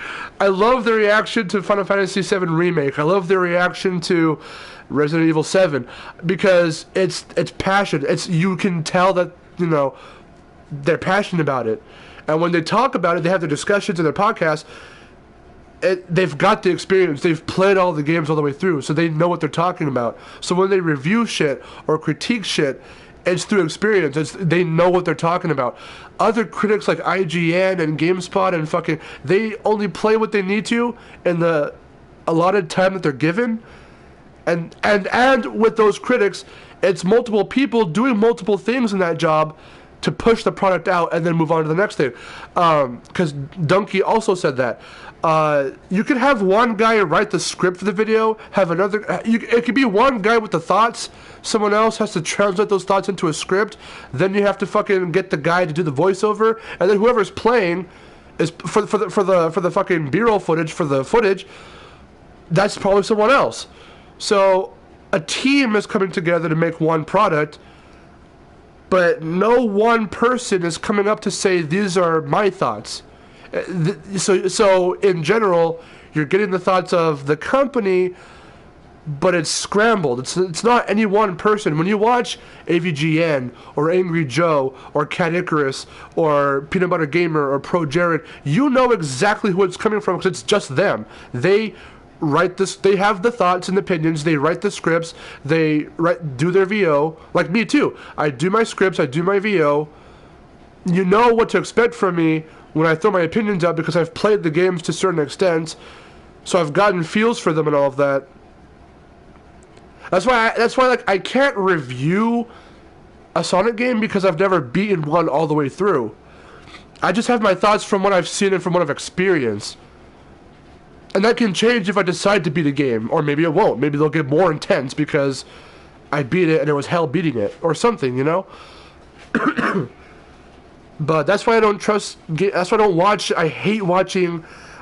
You don't know how hard it was to get the clips where I was, you know, exposing those people who said that shit about Sane Trilogy. I had to sit there and listen to it and take it in. And it was hard to take it in because they don't know what they're talking about. It's fucking unreal how little they know about it. And it works for Crash because I especially know what there is to know about Crash. I fucking grew up on the franchise. I played all the games all the way through. I've beaten every single Crash besides like a couple of the spin-offs. The main platforming Crashes, I've beaten all of them. So it's like, with that experience, you know what to expect from Crash. You know how the Crash games feel and play.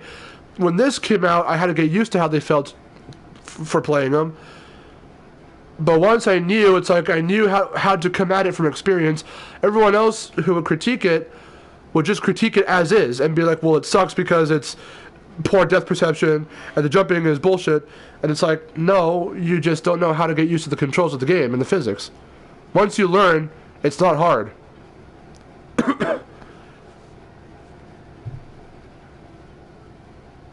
Did you rip your shirt off like Jerry? Wait, what? Oh, Josh, yes, I love watching those reactions. I wish I would have recorded myself when it was announced. Like Crash coming back, I guess. Yeah, some critics are dumb and shady, says Roy. Josh, yes, his criticism was, it's a platformer. And it's Dark Souls. Yeah, like what the God, that fucking idiot who said that Crash is Dark Souls. Because now that that's a thing, it's now a thing. Like, people said Cuphead is now like Dark Souls. And fucking... Now, at this point, any game that comes out that's too hard, or that people think is too hard, or that is supposed to be, like, built to be hard, like, watch, I fucking guarantee you, I even said this in the fucking video, I said, tell me, when you played Super Meat Boy, did you ever think, golly gee, this game sure is hard. I'd say it's on par with fucking Dark Souls. Like, word for word, that's what I said. Mimicking those people. We've got a sequel coming out. Meat Boy Forever is happening. If, I swear to God, if somebody says in a fucking review when that game comes out that it's too hard, that it's Dark Souls, I swear, thank you. You've actually legitimately made a point. You've actually helped drive my point that you're fucking stupid. Because not every game that's built to be hard is fucking Dark Souls. The reason why people even say that it's Dark Souls is because Dark Souls is a legitimately unfair, hard-ass game. It's built to be unfair and to be like, well, we're going to vaguely guide you around, but when it's hard, it's fucking hard, and it's your fault for when you die, and people have now fucking associated that with, like, any fucking game that's hard now, and it's like, that's stupid, you're retarded. Why would you do that?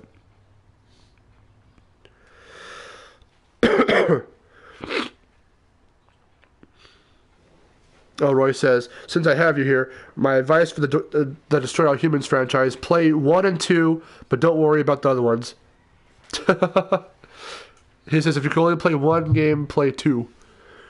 Because I have the first one on the PS4. I streamed it for my birthday. Oh my god, hold on.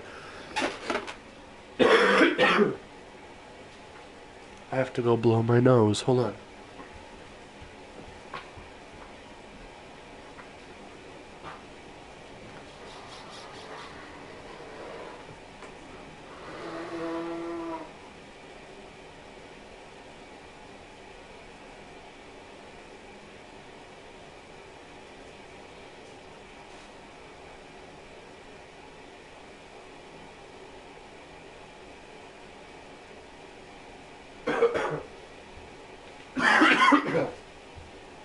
This happened when I went over Sane Trilogy when we were having our discussion stream.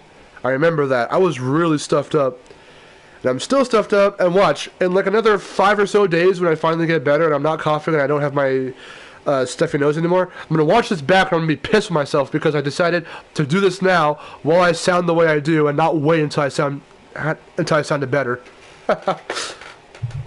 Hopefully I sound a little better, though. I had to blow my nose. Destroy All Humans 2 is the best of the series, Roy says, and you should really play that. I recommend playing the first game just to gain an appreciation for 2, because it's more fun. Okay. Josh says, any game that has any amount of challenge is Dark Souls.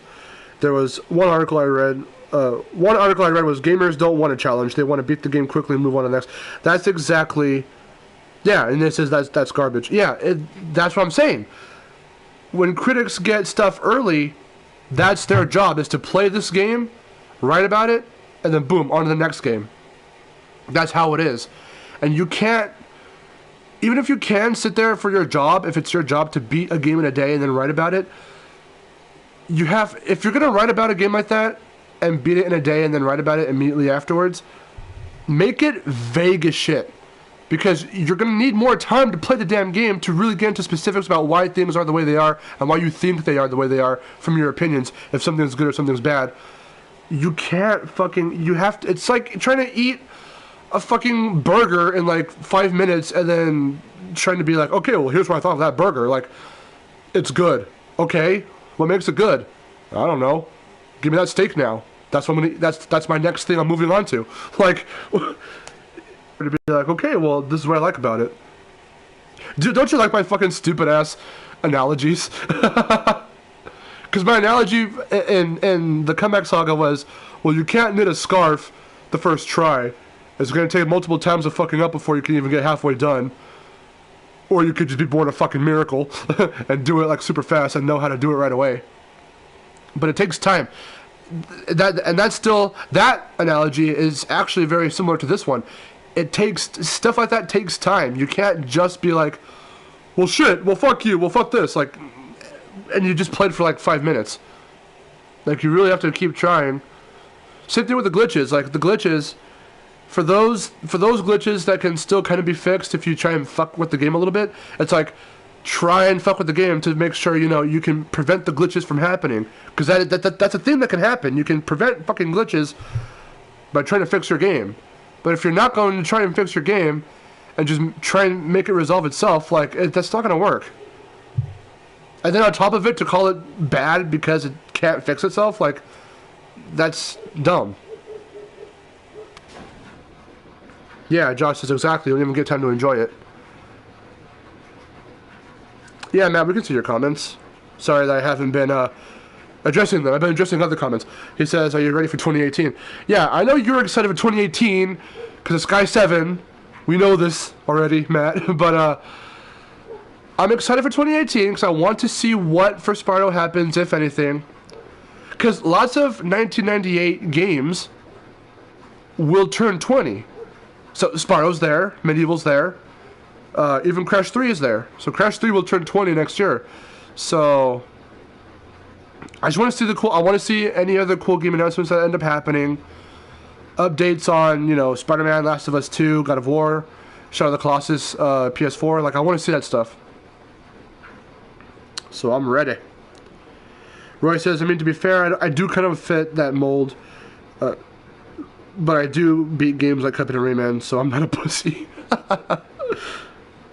There you go. Biggest thing, I hate bullshit aspects in video games, basically anything that makes me enraged.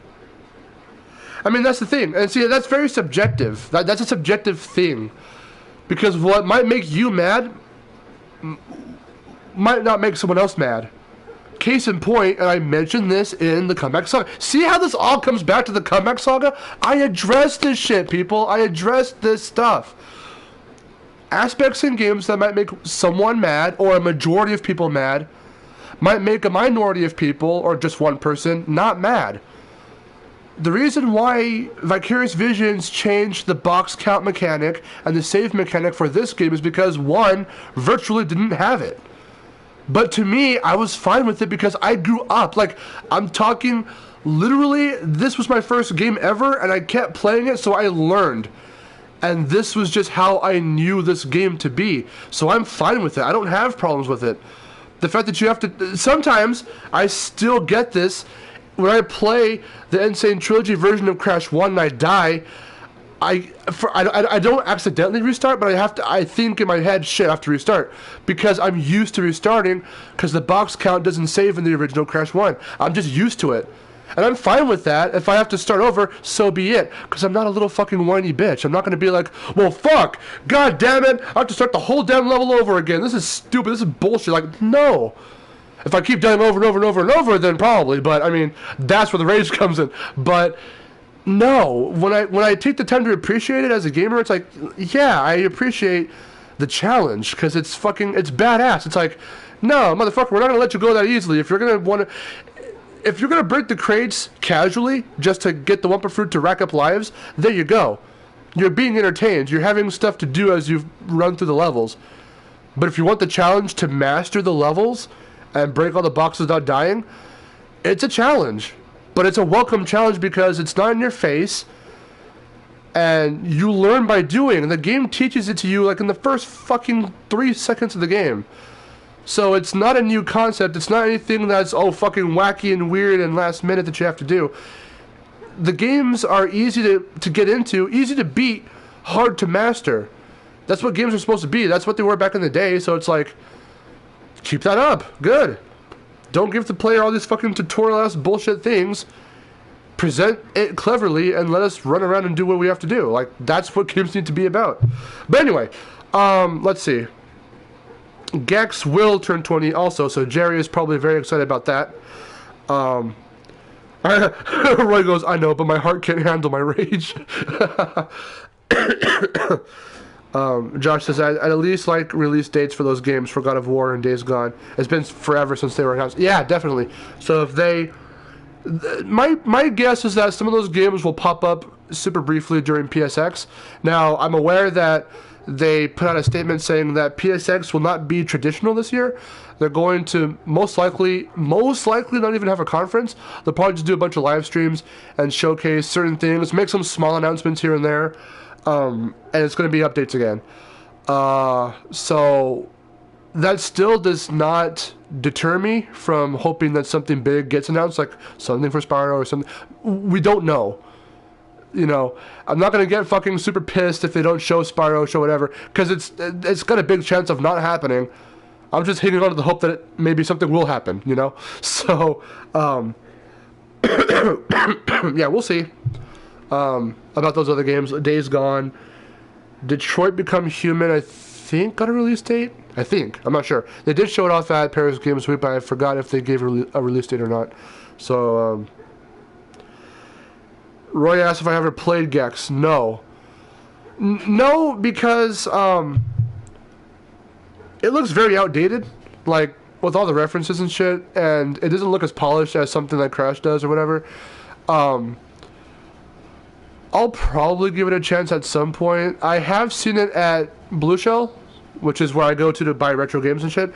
So if I see it there, I might buy it. Maybe we'll do it for video games. I don't know. It never captured my attention, but it's not as fucking, you know, intense for, like, you know, like Sonic is. Like, Sonic never caught my attention, but I have all these opinions about it. I don't have any opinions about Gex. I never played it, so I can't really say much. It just looks kind of like meh to me, so. Knack 2, baby. Oh jeez, Knack 2. I heard it was okay. I watched the Kid Icarus review on it. He said it was okay, but it's still not great. So it's better than Knack 1 apparently, so there you go. One of the Spyro announcements, Matt says, I expect is another guest inclusion of Skylanders. I don't know if they're going to do that. My guess would be more leaning towards no. It might not happen. Just because of all the, like, the Spyro stuff that they have been trying to include is there, you know. Like, Auric is not Moneybags. He's supposed to be inspired by Moneybags. But we still legitimately have Cinder and Sparks there. Apparently, I just learned from Matt that Malefor, or Malefor, however you pronounce his name, is in one of the Skylanders games, or at least is referenced in one of the Skylanders games. So, like, because I know that he had his episode in Academy Season 2, but I thought he was only in Academy. Like, I didn't realize that he was actually referenced in Skylanders. So, I remember Josh saying when we did Spyro 2 for Vid Games that he thought it would have been cool if they added in Hunter or Ripto or something. Which would be cool, I guess. Because I remember saying a long time ago when I was doing Skylander, that one Skylander stream, that if they happen to make some kind of like an Artisans or fucking Avalar inspired pack, the way they did for Crash for Thumper Wumpa Islands. So if they do like an Artisans Homeworld or Avalar Homeworld pack to really ramp up the retro Spyro stuff, like that would be pretty cool, I guess. But it's like, at the same time, with the success of Insane, it's like, why do that when you can just make something like that for Spyro? Why give us a fraction of a Skylanders-inspired, Skylanders-based version of a classic Spyro thing when you can just literally remake it and make it faithful? And learn from what you did from Insane if it's still VV that ends up doing it. And if it's someone else, I mean, who knows how they would handle it. That's something I mentioned, I'm going to be mentioning in part 3. If it's not VV, who else? I don't know who else could do it. I'm not going to start speculating on who can do it. I don't know. That's just up in the air. But I love how I said I was going to go to 2 minutes, or 2 hours and 15 minutes. Now we're at 2 hours and 27 minutes. So we'll go until 2:30. 2 hours and 30 minutes. We're almost there.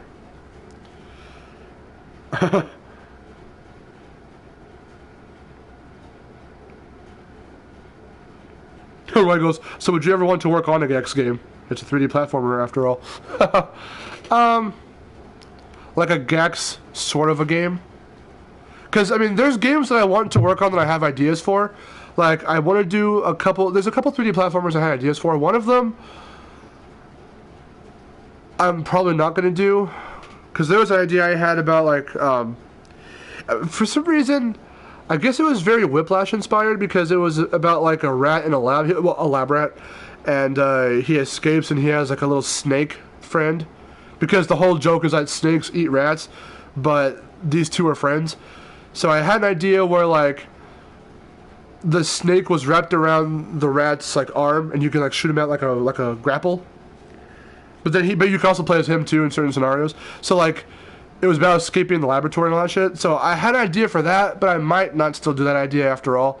And then the other idea I have is Mighty Jeff. I'm definitely still doing that because it's like my passion project right now. That's a 3D platformer that's very like Jack inspired, Crash inspired.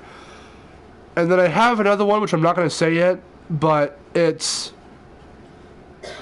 what I like to call Skylanders done right, quote unquote, because it's very Skylanders-esque in terms of having multiple characters to choose from, different classes, different fucking elements and shit, but it's going to be executed very, very fucking differently. The way I could have felt that Skylanders could have been handled. So it's inspired by like the Lego games and stuff. Like, instead of having to fucking, you know, Skylanders, you buy fucking figures to put on a pedestal. That's how you collect new characters. Well, why don't you just go the Lego route and unlock characters? I hate that fucking games don't allow you to unlock characters anymore, because there was something so fucking special about it back in the day. Especially in fighting games, being able to unlock, like, I remember playing Tekken 2 and unlocking Devil and Angel, and I was like, what the fuck? Like, it blew my fucking mind. Because those were the final fucking bosses. Well, Devil was. And, like, being able to play as the main villain, I was like, that's fucking cool. And having to unlock the ability to do it, like, that was awesome. But fighting games and other games nowadays don't have you unlock characters. Or if they are unlocked, you have to fucking buy them as DLC. Stupid bullshit like that pisses me off, and it turns me off to those kinds of stuff. Make it authentic again. Just make it to where play the game, get good, do stuff, progress, and your reward is a brand new fucking character. Like, that's so cool. Why did they ever get rid of that aspect? So this game that I want to do, where you play as different, like 30 plus different fucking characters, you unlock them, you meet them, some of them you would have to fight before befriending, and then you get to unlock them, and you can play as them. Like, that sounds cool, doesn't it? I would hope so. Because games used to do that, but they don't do it anymore, so I want to bring that back, in a way. Would you buy the game to try the Spiral level or no? I don't know. Depends on... That's what Matt asked that question. Depends if that does happen, if they do it right. Because I was not going to buy Imaginators and try the Crash level. I just wanted the figures because I was expecting them to look cool. And then when we saw them, I was like, yeah, they look cool. Then I decided, well, the more I saw of Thump and Wumpa Islands before it came out, I was like, okay, it looks cool. It looks faithful. They're treating it really well. And then I was like fucking pissed for a while because I was like, okay, fucking Activision, you got me. I want to see what it feels like to play. If it doesn't look all that great for Spyro, I'm not going to even fucking bother. So it depends. Good news. God damn it. Good news. I forgot that my fucking iPod said, hey, warning, I'm about to die. Plug me in and charge me.